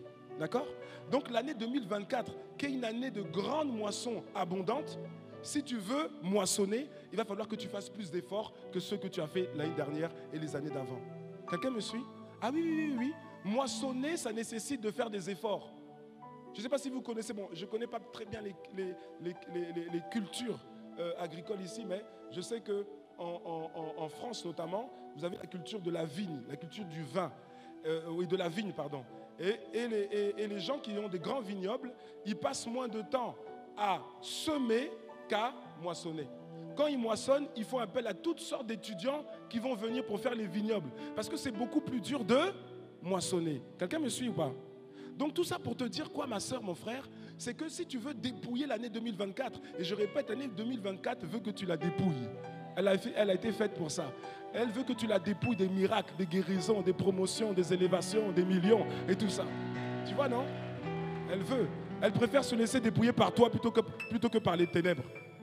Amen. Mais tu dois faire plus que l'année dernière. Donc, là où, en termes de prière collective, on avait atteint un niveau, en 2024, on doit augmenter le niveau. Que quelqu'un dise amen. On doit augmenter le niveau. C'est-à-dire que là où tu pouvais venir, peut-être une fois ou deux fois par mois au programme de prière collective, ajoute au moins une fois en plus. Parce que si tu fais comme l'année dernière, tu ne vas pas récolter comme il faut. Amen. Là où même individuellement, tu priais, tu avais tes temps de prière, augmente aussi ces temps de prière-là. Amen. Parce que sinon, tu ne vas pas moissonner. Moissonner, c'est plus d'efforts qu'hier. Et je crois que ça va arriver. Et je prie que le Seigneur t'accorde l'esprit de prière et de supplication afin que tu puisses augmenter le niveau de tes prières. Amen. Ça, c'est ce que tu dois développer en 2024. Tu dois développer ta vie de prière. Tu dois développer la vie de prière collective et la vie de prière individuelle. Quand tu le fais, tu es en train d'appliquer les principes et les clés qui vont te permettre de saisir l'année 2024. Amen. Je prie que cela soit ton partage au nom de Jésus-Christ. 5e P. Le 5e P, c'est quoi? C'est la... Oh, mais on dirait qu'ici à Kinshasa, le temps va plus vite qu'ailleurs. Hein? Le temps, il file. Ou bien? Oh, déjà. Miséricorde. Bon, j'accélère. Il me reste 2. On doit faire les 2. Le 5e P, pose une question un peu piège à ton voisin. Dis-lui c'est quoi le 2e et le 3e P. Sans lire. Dis-le comme ça. Sans lire. Le 2e et le 3e. Il commence déjà à paniquer. Tu vois? C'est pour ça qu'il faut prendre des notes. Hein? Le 2e. Je n'ai pas dit le premier, je dis le 2e pour t'embrouiller, quoi. Hein? Tu vois, tu vois, c'est un peu difficile là, de retrouver. Tu vois? C'est pour ça qu'il faut prendre des notes. Alléluia. Amen. Le 2e P, c'est la parole. Le 3e P, c'est la pratique de la parole. Et le 4e, c'est la prière. Et le premier, c'est la présence de Dieu. Et le 5e P, c'est dans les milieux chrétiens en général, les gens ne comprennent pas ça et même n'aiment pas ça. Et pourtant, c'est dans la Bible. Le 5e P, c'est quoi? C'est la productivité. Tu dois développer ton niveau de productivité. Vous voyez, non? J'ai pas entendu de amen. Hein? T'as vu, hein? Nathanaël, on n'a pas entendu de amen. Hein? J'ai entendu aucun amen. Aucun. Hey. Quand tout à l'heure on a dit c'est l'année des miracles. Amen. Amen. Oui. La productivité.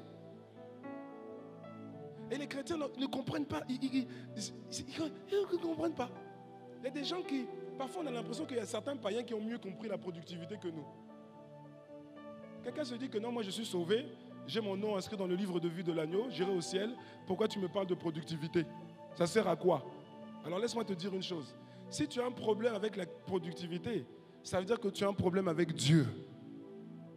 Ouais. Parce que tu ne te rappelles pas, il faut que je te remémore ça. Les toutes premières paroles que tu as entendues de Dieu, de la bouche de Dieu, elles sont où? Elles sont où? Elles sont dans la Bible. Hein? Ah ouais. C'est dans Genèse chapitre 1, verset 28. Toi et moi, ton voisin, ta voisine, nous tous, on a été créés le même jour. Est-ce que tu sais ça? Tu sais, hein? On a été créés le même jour, exactement le même jour. Genèse chapitre 1, verset 26. Et Dieu dit, faisons l'homme à notre image et selon notre ressemblance. C'est ce jour-là que tu as été créé. Je ne parle pas de ton corps, parce que ton corps, lui, n'a pas été créé, il a été formé de quelque chose qui existait déjà, de la poussière de la terre. Tu me suis? Tu me suis, non? Oui, oui, oui. Mais, oui, oui. Toi et moi, on a été créés le même jour. Et tous les êtres humains qui ont vécu avant nous sur la terre, ceux qui sont sur la terre actuellement avec nous, et ceux qui viendront sur la terre après nous, on a tous été créés le même jour. Sauf qu'on n'a pas été manifestés le même jour. Il y en a qui ont été manifestés il y a 1000 ans, 2000 ans, 3000 ans, d'autres qui ont été manifestés il y a 200 ans, d'autres qui ont été manifestés il y a 300 ans. Et nous, ici, quand je vous regarde, on a été manifestés dans les années 1900 et puis début 2000. Oui ou non? Bon, tu dis pas amen. Toi, tu es manifesté depuis 1800. Hein? Hein? Amen. Mais on a été créés le même jour. Genèse 1, 26. Et quand Dieu nous a parlé, les premiers mots qu'on a entendus, on ne s'en rappelle plus, hein? Parce que ça, c'était avant de naître, avant d'être manifesté sur la terre. On ne s'en rappelle plus. C'est pour ça que Dieu même rappelle à Jérémie. Tu connais, non? Jérémie chapitre 1. Dieu rappelle, parce que c'est des choses qu'on a oubliées. Quand on a quitté l'éternité pour venir sur la terre, là, on a oublié. C'est comme si on est passé par la porte d'Adam, mais la porte d'Adam a enlevé, avec le péché, ça a enlevé la mémoire. Et c'est pour ça que Dieu est obligé de dire à Jérémie, il dit, Jérémie, écoute, je dois te faire une révélation, Jérémie.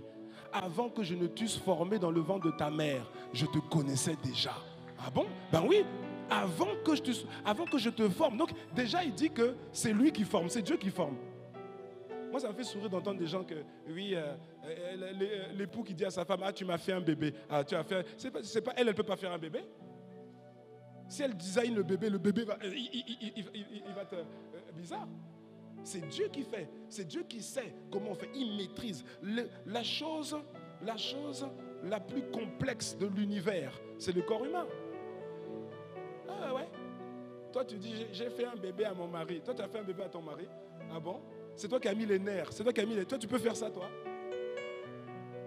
Oui, vraiment. Bon, laissons ça de côté. Laissons ça de côté. Mais il lui dit, avant que je t'eusse formé dans le ventre de ta mère, je te connaissais. Mais pourquoi?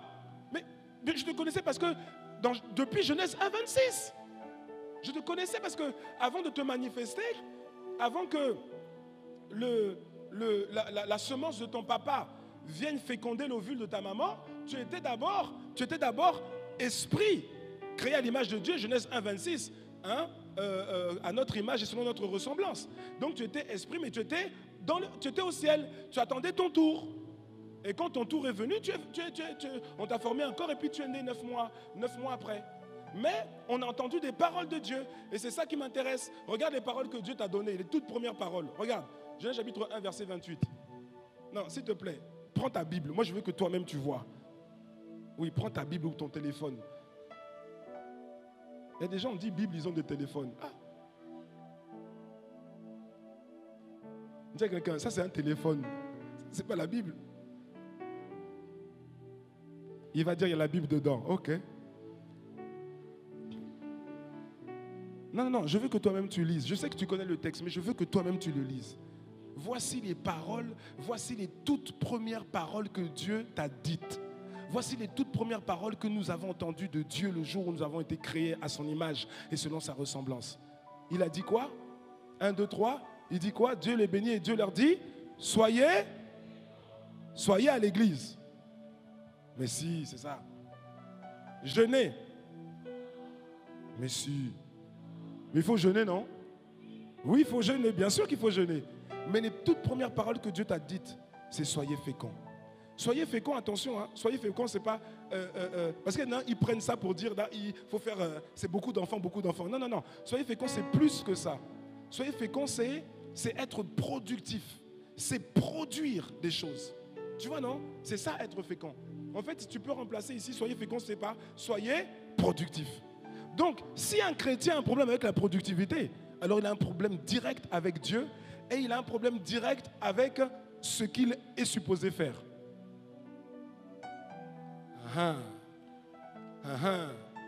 Amen.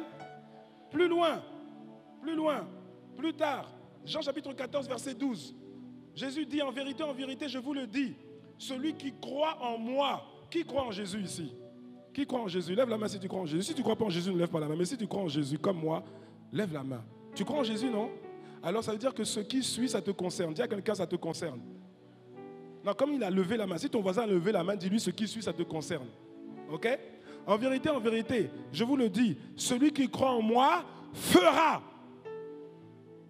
La vie chrétienne, c'est faire. Croire en Jésus, c'est faire.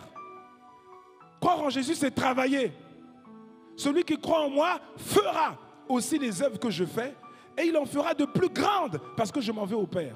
Donc si tu as un problème avec la productivité, tu as un problème avec Dieu le Père, tu as un problème avec Jésus-Christ aussi. Dieu veut que tu produises, que ta vie produise.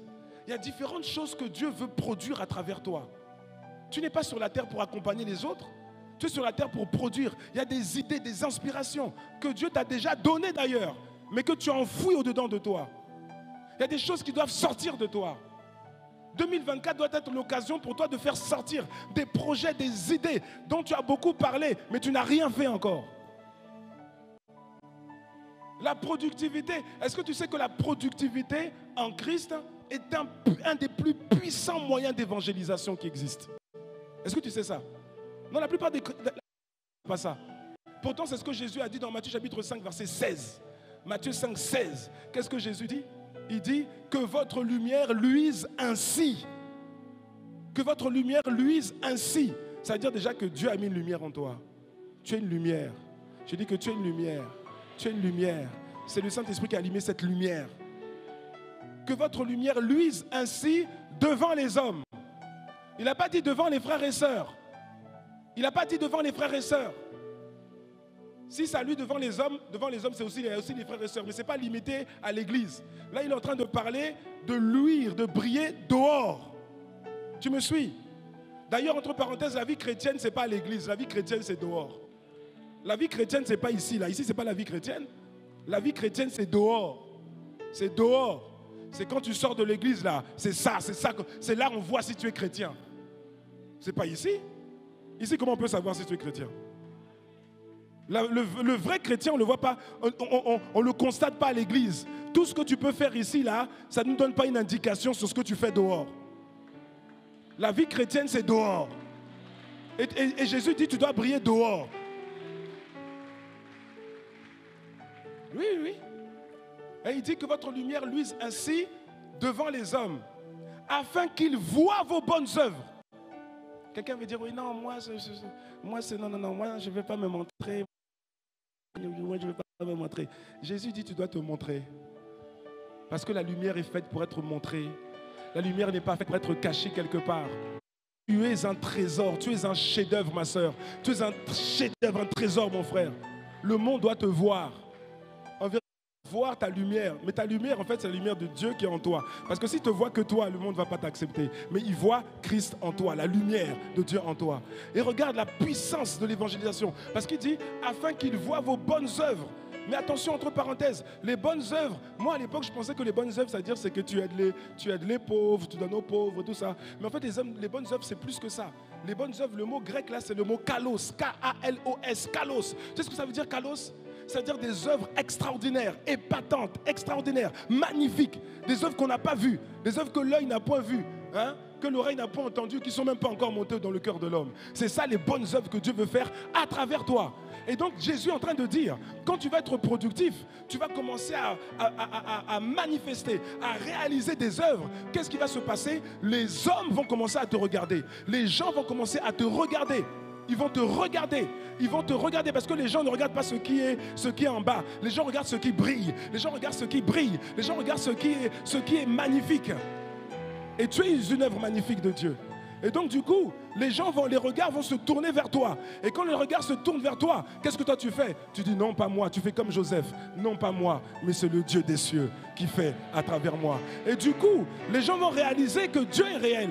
Et Jésus a prophétisé, il a déjà dit ce qui va arriver. Plusieurs parmi eux, ils vont glorifier Dieu à travers ta productivité, à travers ce qui va sortir de ta vie. Ils vont dire non, Dieu existe. Ils vont glorifier Dieu et parmi eux, plusieurs, peut-être pas tous, mais plusieurs vont être sauvés en donnant leur vie au Seigneur.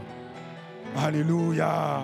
Oui mon frère, il faut que cette année, ma soeur, les choses qui sont dans ton cœur sortent. Il y a des livres qui sont en attente d'écriture ici. Il y a des livres, mais toi tu hésites. Tu hésites, tu dis oui, non, c'est pas le temps. Non, c'est 2024, frère. C'est 2024, sœur. C'est 2024, c'est l'année de la moisson abondante. Il faut que tes œuvres sortent. Tes œuvres vont sortir à travers une intelligence, une capacité, des services. Tu me suis? Des conseils, du coaching, des choses qui vont épater les gens. Des solutions qui vont sortir de toi. Et les gens vont dire non, toi là, tu es quelque chose. Tu es quelqu'un. Tu vas dire non, pas moi, mais Christ qui est en moi. Alléluia. Ça doit sortir cette année. Je veux encourager quelqu'un. Ça doit sortir cette année. Ça doit sortir cette année. Même si tout ne sort pas, au moins le début doit sortir. Je dis que le début doit sortir. Cette année, c'est l'année où tu commences. Cette année, c'est l'année où tu démarres. Cette année, ce n'est pas une année de transition. Ce n'est pas une année de pause. C'est une année de démarrage, mon frère. C'est l'année. Cette année, la grâce de Dieu te porte. Ne laisse pas la grâce de Dieu porter les autres sans toi. La grâce de Dieu est venue pour te porter. Alors arrête de me fatiguer, arrête de nous fatiguer avec tes projets. Concrétise tes projets une fois pour toutes. Merci Seigneur. Gloire à Dieu. Merci Père de grâce. 6e et dernier P, pour finir. Le 6e P, c'est quoi? Le 6e P, c'est suis ton propre parcours personnel. Suis ton propre parcours personnel. Aucun de nous n'est venu sur la terre pour accompagner les autres. Personne. Chacun de nous a un but. Dieu veut faire quelque chose pour toi, c'est vrai, mais Dieu veut faire quelque chose aussi à travers toi. Tu me suis? Amen. Chacun de nous a son parcours. Il est dit dans Psaume 84, verset 6, pardon. Psaume 84, verset 6. Heureux ceux qui placent en toi leur appui. Ils trouvent dans leur cœur des chemins tout tracés. Amen. Tu comprends ce texte? Le Seigneur est en train de dire que lorsque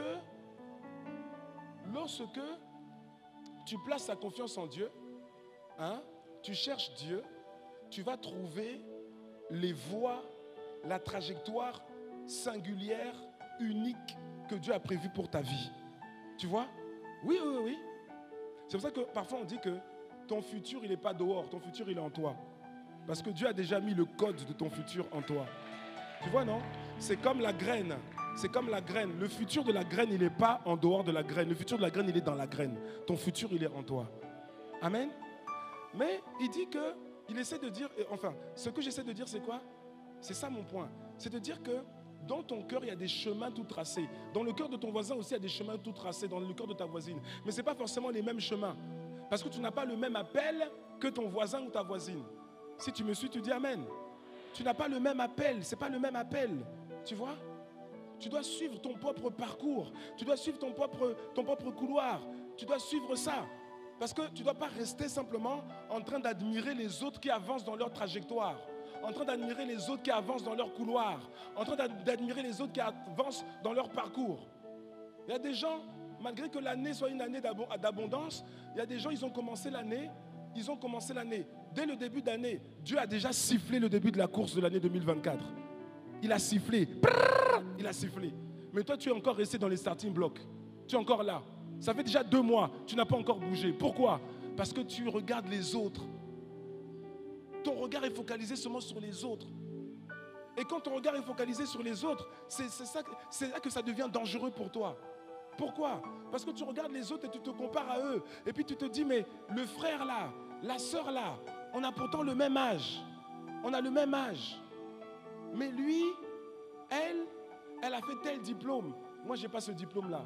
Lui, il a voyagé dans tel ou tel pays. Moi, je n'ai jamais voyagé. Lui, elle a fait ci ou ça. Moi, je n'ai pas fait.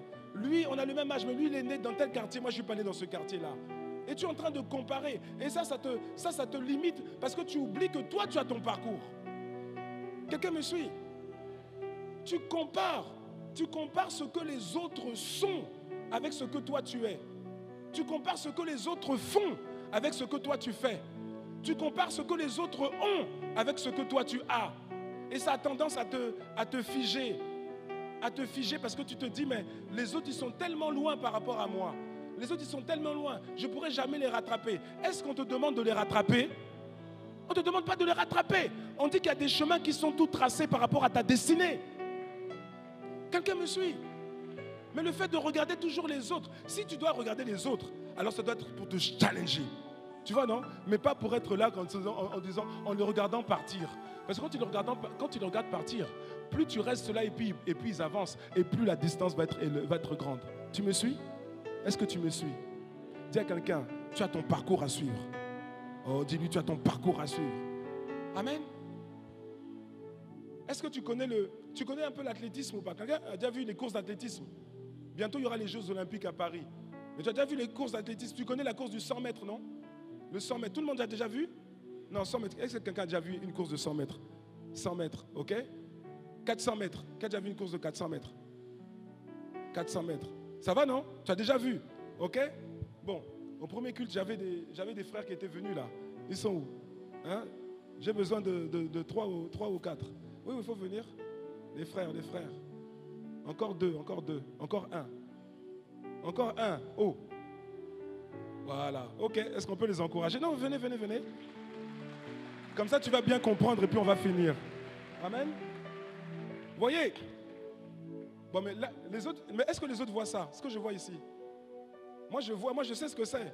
Il fallait montrer aux autres, c'est bien la régie, mais il n'y a que moi qui vois. Hein? Si vous pouvez retourner, c'est mieux que les autres voient. Sinon, de toute façon, on va faire l'illustration. On va faire l'illustration. Regarde. Écoute-moi. Si tu comprends ça, tu as gagné ta journée.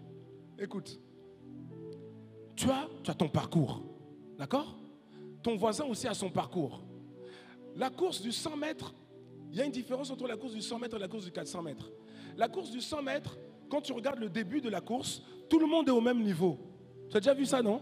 Ils sont tous au même niveau. Vous pouvez vous mettre ici. Voilà, 1, 2, 3, 4. Que tu sois au couloir numéro 1, couloir numéro 2, ici aussi. Voilà, ici. Voilà. Ils sont tous sur la même ligne. Ça, c'est la course du 100 mètres. Et quand c'est la course du 100 mètres, c'est facile de voir qui se distingue, qui ne se distingue pas. Parce que dès le début, on le voit. Oui ou non? Oui ou non? On n'attend pas la fin pour voir vraiment qui se distingue. Amen? Sur la course du 100 mètres, tout le monde est au même niveau. Mais sauf que dans la vie, ce n'est pas ça la vie. C'est pas ça la vie. La vérité, c'est que tout le monde n'est pas au même niveau. Hein? Ah ben bien sûr.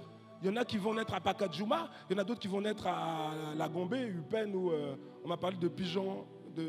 Voilà, je commence à apprendre un peu aussi. Hein? Quelqu'un me suit? Ah oui, la course de la vie, tout le monde n'a pas les mêmes... Ah non. Ah non. Tout le monde n'a pas les mêmes... comment dire? Tout le monde n'est pas sur la même ligne de départ. Mais ce qui est merveilleux avec Dieu, c'est que tout le monde a son couloir.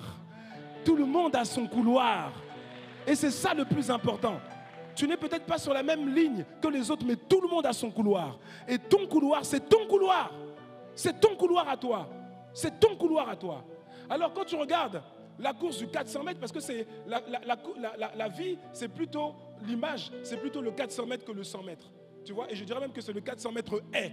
Parce que le 400 mètres, parce qu'il y a des, le 400 mètres et le 400 mètres haies, la différence, c'est qu'il y a des haies. Tu as déjà vu ça, non? Le 400 mètres plat et le 400 mètres haies. Le 400 mètres haies, tu dois sauter. Parce que je t'assure, la course de la vie, il y a des obstacles à sauter. C'est pour ça que la meilleure représentation en termes d'athlétisme, c'est le 400 mètres haies. Tu vois? Alors regarde le 400 mètres. Le 400 mètres, les coureurs vont être sur la piste d'athlétisme, mais la piste d'athlétisme a 8 couloirs qui sont numérotés. Est-ce que tu le sais? Il y a 8 couloirs. Le couloir numéro 1, c'est le couloir qui est le plus proche du terrain. C'est-à-dire que ici, c'est le terrain, c'est le couloir qui est de l'autre côté là-bas. Donc, le frère ici, il est au couloir numéro 1. D'accord? Dans la vie, Dieu l'a placé ici au couloir numéro 1. Mais c'est son couloir, hein? C'est son couloir. Dis à quelqu'un, toi aussi, tu as ton couloir. Tu vois?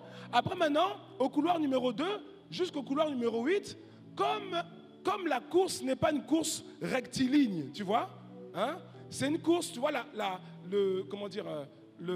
la piste, elle est un peu ovale. Bon, je sais que ce n'est pas exactement ovale, mais il y a un terme là. Je ne sais pas si c'est hélicoïdal ou... Enfin, peut-être pas hélicoïdal, mais en tout cas, tu vois, non, comment c'est? C'est-à-dire qu'au début de la course, de manière visuelle, tu as l'impression que celui qui est au couloir numéro 8, il est avantagé par rapport à celui qui est au couloir numéro 1. Oui ou non? Parce que le couloir numéro 1, il est là. Le couloir numéro 2, lui, il va être à peu près ici, un peu plus ici. Le couloir numéro 3, lui, il est à peu près ici. Et le couloir numéro 4, lui, couloir numéro 3, 4, et puis on va jusqu'à 8. Et lui, supposons que lui, c'est le couloir numéro 8, lui, il est excentré. Tu me suis? Et quand tu regardes le départ de la course du 400 mètres, visuellement, tu as l'impression que celui-ci, il est avantagé. Et moi, je me rappelle quand j'étais plus petit, à l'école, quand on faisait, on faisait les cours d'éducation physique. Quand on faisait les courses comme ça, moi, j'aimais pas, parce que je ne comprenais pas. Moi, j'aimais pas être ici. Parce que je disais, mais non, quand tu es ici, tu vois tout le monde devant. Ah, mais non, maman, moi, je ne veux pas être ici, je vais perdre la course. Tu vois? Parce que tu as l'impression que tout le monde est devant toi. Dis à ton voisin, ce n'est qu'un effet d'optique. Ce n'est qu'un effet d'optique. Tu vois, non? Eux aussi, ils ont leur course à courir. Mais sauf que vous n'êtes pas partis pareil sur le terrain de la vie. Mais ce n'est pas un problème. Même si tu n'es pas né à, je ne sais pas de quel endroit. Mais alors? Il y en a qui rêvent de naître à New York. Et alors? Moi, je crois que c'est bien de naître à Kinshasa. Bah alors? La Bible dit que Dieu ne fait pas de favoritisme. Bah alors? Tu vois? Donc, le danger, c'est quoi? C'est que quand tu es au couloir numéro 1, quand tu regardes les autres, parce que lui là, lui peut-être, tu vois, lui il dit oui, mais moi, je suis né à Bakadjouma. Oh lui, il va dire lui, c'est quoi déjà? Hein? Non, Bandal c'était ici. Tchango, voilà, lui là Tchango. Lui, Bandal. Lui, la Gombe. Donc celui qui est là-bas, il se dit, mais moi, par rapport à quelqu'un qui est à la Gombe, mais moi, qu'est-ce que je veux faire de la vie? Moi, je suis loin. Quand tu regardes les autres, tu as l'impression qu'ils sont tous devant toi. Tu vois? Et du coup, si tu penses comme ça, il y en a même, ils abandonnent la course dès le début. Parce qu'ils se disent, c'est perdu d'avance. Mais déjà, premièrement, tu ne fais pas une course contre eux. C'est pas une course contre eux. C'est pas une course contre eux, je te dis. C'est ta course à toi. Et tu te rendras compte que quand tu as vu le dernier virage, dans une course de 400 mètres, le dernier virage, c'est là où on voit qui est qui. C'est là où on voit qui est qui. Parce que le dernier virage, tu vois dans la course, tu as déjà vu la course. Au début, tu as l'impression que c'est lui qui va gagner. Mais au dernier virage, tout se rééquilibre. Tout se rééquilibre. Et celui-ci, s'il avait cru en ses chances, s'il avait cru en son potentiel et couru sa course, il peut se retrouver au final même devant celui qui était au couloir numéro 8. Mais s'il se laisse intimider, parce que les autres sont en avant, il se laisse intimider, mais c'est juste un effet d'optique. C'est un effet d'optique. Celui qui est, même si tu es né à Bakadjouma, celui qui est né à la Gombe, il n'est pas plus que toi. Il n'est pas plus que toi. Il n'est pas plus que toi. Celui qui est né à New York, il n'est pas plus que toi. Celui qui est né à Genève n'est pas plus que toi. Donc, quand tu es au couloir numéro 1, tu dois croire en tes chances et tu cours avec les grâces que Dieu t'a données, avec le potentiel que Dieu t'a donné. Tu n'as peut-être pas les mêmes grâces que les autres, mais tu en as des grâces. Je dis tu en as. Quelqu'un a dit justice de Dieu, il y en a.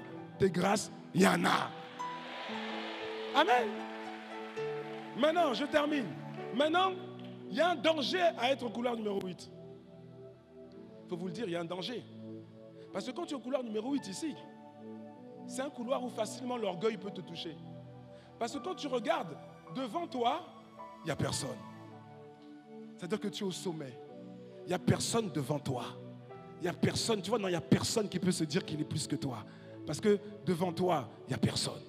Et quand tu regardes derrière, tu peux avoir le regard méprisant. Tu vois, non? En disant, oh mais ils sont loin là-haut, ouf, ceux-là là vraiment, ils sont loin là-bas. Tu vois, tu peux avoir le sentiment que toi, tu es quelqu'un. Alors que tu n'as rien fait pour être au couloir numéro 8. Hein. Il n'y a personne ici, il y a personne qui a payé quelque chose pour être au couloir numéro 8 dans la vie. Personne. Personne.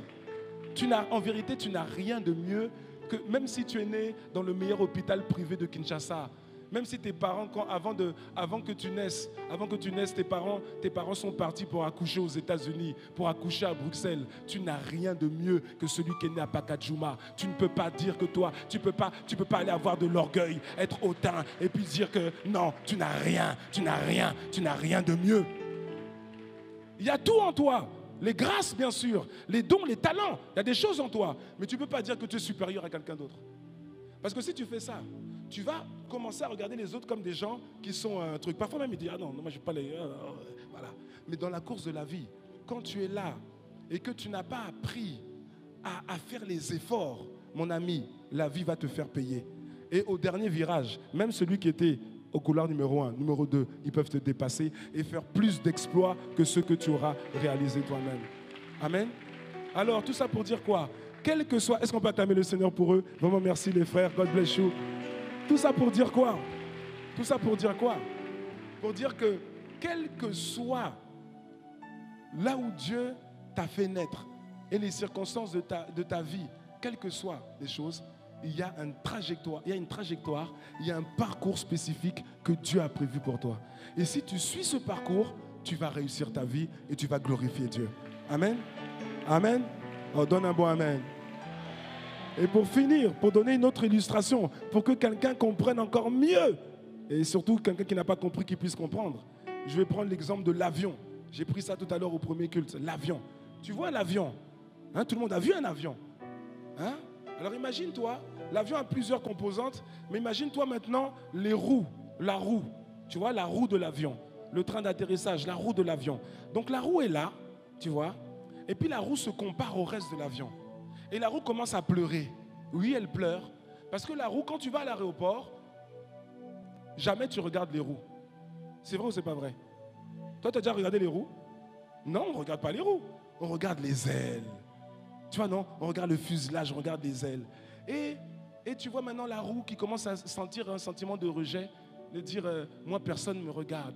Pourtant, c'est moi qui supporte tout le poids, mais personne ne me regarde. Tout le monde me néglige. Et je suis seulement là. Voilà, une roue que personne ne regarde, mais tout le monde m'utilise.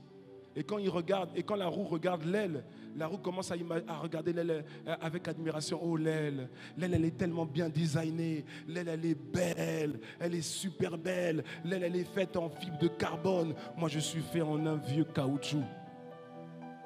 Et puis la roue commence à pleurer. En plus, on m'utilise parce que pour décoller, on a besoin de moi. Et puis, une fois qu'on m'a utilisé, on me cache.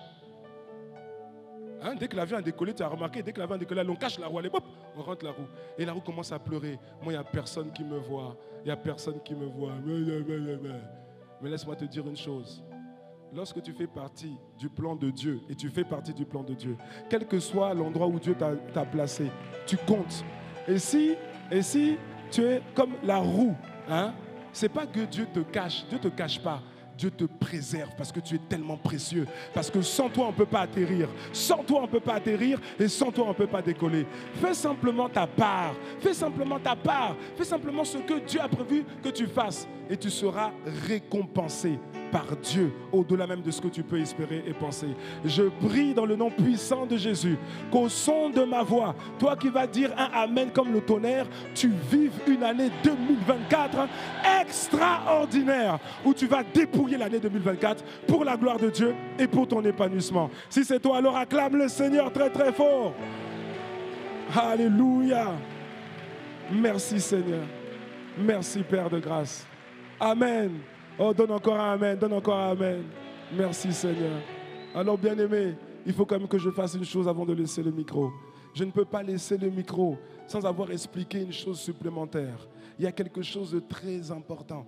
Tout ce qu'on a dit, c'est vrai. Tout ce qu'on a dit, c'est la parole de Dieu. Mais avant ça, il y a une étape que tu dois franchir. Il y a une case dans laquelle tu dois aller. Et cette case-là, c'est la case de la réconciliation avec Dieu à travers Jésus-Christ. Si tu n'es pas encore réconcilié avec Dieu à travers Jésus-Christ, tu dois savoir que Dieu t'aime et Dieu te tend la main. Dieu te tend la main. La Bible pose la question, qui a reconnu le bras de l'Éternel? Le bras de l'Éternel, c'est une personne. Le bras de l'Éternel, il porte un nom. Il s'appelle Jésus, Jésus-Christ. Et donc Dieu t'aime et il te tend Jésus-Christ. Jésus-Christ est la main tendue de Dieu vers l'humanité. Jésus-Christ est celui qui, lorsque tu t'accroches à lui, il te permet maintenant de sécuriser ta vie et ton éternité.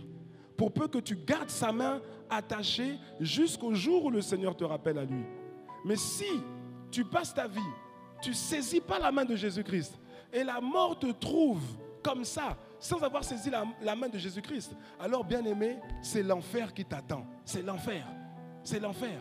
Et tu ne pourras pas dire, ah non, Dieu ne m'aime pas. Dieu ne m'aime pas. Dieu, pourquoi si Dieu aime les gens, pourquoi il envoie les gens en enfer? Dieu n'envoie personne en enfer, je vous l'ai déjà dit. Il n'envoie personne en enfer. Au contraire, dans Jean 3,16, il a créé la solution pour pas que les gens aillent en enfer. Donc il ne peut pas envoyer les gens en enfer alors que lui, il ne veut pas que les gens aillent en enfer. Il met sa main, la main du sauveteur, il envoie la main du sauveteur, mais si quelqu'un ne veut pas saisir la main, eh ben, il se noie, il meurt. Mais ce n'est pas à cause de Dieu. Quelqu'un me suit? Donc aujourd'hui, on est le 25, dimanche 25 février 2024. Je prie que ce jour devienne le jour le plus important de toute ta vie. Le jour où tu te réconcilies avec ton Créateur. Et pour ce faire, ce n'est pas quelque chose de compliqué. Il y a des endroits où pour avoir un petit truc, il faut danser, il faut se balader nu quelque part autour d'une rivière. Dieu, ce n'est pas comme ça. Dieu, tu ouvres simplement ton cœur et tu laisses entrer Jésus-Christ dans ta vie. Alors si tu veux vivre cette vie-là, tout ce qu'on a dit là, la base de tout, c'est la réconciliation avec Dieu à travers Jésus-Christ. Si tu veux vivre la vie éternelle, si tu veux un jour voir Dieu face à face, si tu veux être tes péchés, alors fais simplement cette prière. Et c'est une simple prière et je vais t'inviter à faire cette prière. Et pour t'encourager, tu vois, je vais demander à l'assemblée de bien vouloir incliner la tête juste quelques instants et de fermer les yeux. Ce n'est pas pour vous embêter que je demande ça. C'est juste pour que quelqu'un dans la salle qui veut dire oui à Jésus puisse le faire sans être intimidé par le regard de quelqu'un d'autre. Alors que les têtes sont baissées, alors que les yeux sont fermés, toi qui veux dire oui à Jésus, il te suffit de faire juste deux choses. Lève la main et répète après moi cette prière. Lève la main et répète cette prière. Je vois une main, je vois deux mains qui sont levées. Je vois trois mains qui sont levées. Quatre mains qui sont levées. Quatre mains qui sont levées. Il y en a peut-être plus. Je vois peut-être pas tout. Non, 5, 6 mains. 7 mains qui sont levées. Gardez la main. 8, 9 mains qui sont levées. Merci Seigneur. J'attends encore quelques instants. Lève la main, lève la main. Cette main que tu lèves, ce n'est pas devant le pasteur Christian, non. Cette main, tu la lèves devant Jésus, devant Dieu, pour dire Seigneur, aujourd'hui je me présente devant toi. Seigneur, aujourd'hui, c'est moi, je me tiens devant toi et je veux te recevoir comme Seigneur et Sauveur personnel.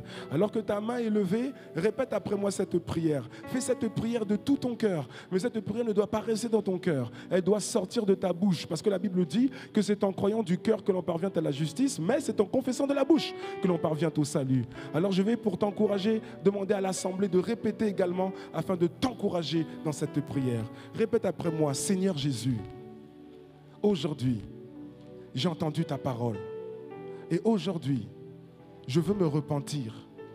Je te demande pardon pour tous mes péchés et je te prie de me pardonner et je te prie de me laver par ton sang précieux. Aujourd'hui, je t'ouvre la porte de mon cœur et je t'invite à rentrer dans ma vie. Je fais de toi, Seigneur, Jésus, mon sauveur et mon Seigneur personnel. À partir d'aujourd'hui, tu es mon Dieu et je n'en aurai point d'autre. S'il te plaît, transforme ma vie.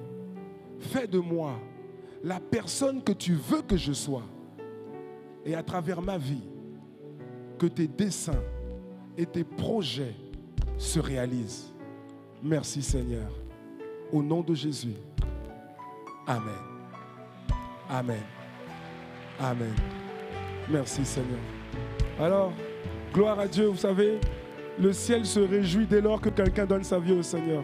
Dieu se réjouit, c'est ce qu'on appelle la nouvelle naissance. Alors bien aimé, vous qui avez fait cette prière pour la première fois, je crois qu'on vous a remis des fanions. Hein? On vous a remis des fanions. Alors s'il vous plaît, ne partez pas tout de suite. Il y a des conseillers qui vont s'approcher de vous et ils vont échanger avec vous pendant à peu près 5 minutes. 5 minutes, et ça va être 5 minutes très très importantes. Pourquoi? Parce qu'ils vont vous donner les bons conseils pour pouvoir justement bien démarrer cette vie nouvelle avec le Seigneur Jésus-Christ. Donc ne partez pas sans avoir pris le temps de discuter avec les conseillers. Amen. Est-ce qu'on peut acclamer le Seigneur pour lui dire merci? Gloire à Dieu. Amen. Voilà, bien-aimés, ce culte, ce deuxième culte de dimanche, donc ce deuxième culte dominical se termine maintenant. Désolé pour l'heure un peu tardive. Hein. Voilà, mais comme je vous ai dit, ici on dirait que l'heure va plus vite. Hein.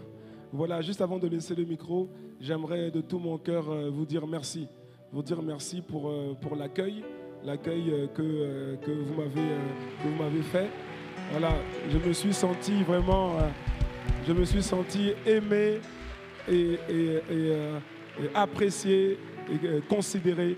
Et voilà, je bénis Dieu pour votre vie. Je bénis Dieu pour ICC Kinshasa, toutes les églises filles de ICC Kinshasa, pour vos vies à chacun d'entre vous. Et ma prière, c'est que tout ce que Dieu a libéré durant cette semaine, vous puissiez le garder comme un trésor précieux et que vous puissiez le vivre. Pas simplement en avoir entendu parler, mais le vivre pour la gloire de Dieu et pour votre épanouissement. Que Dieu vous bénisse.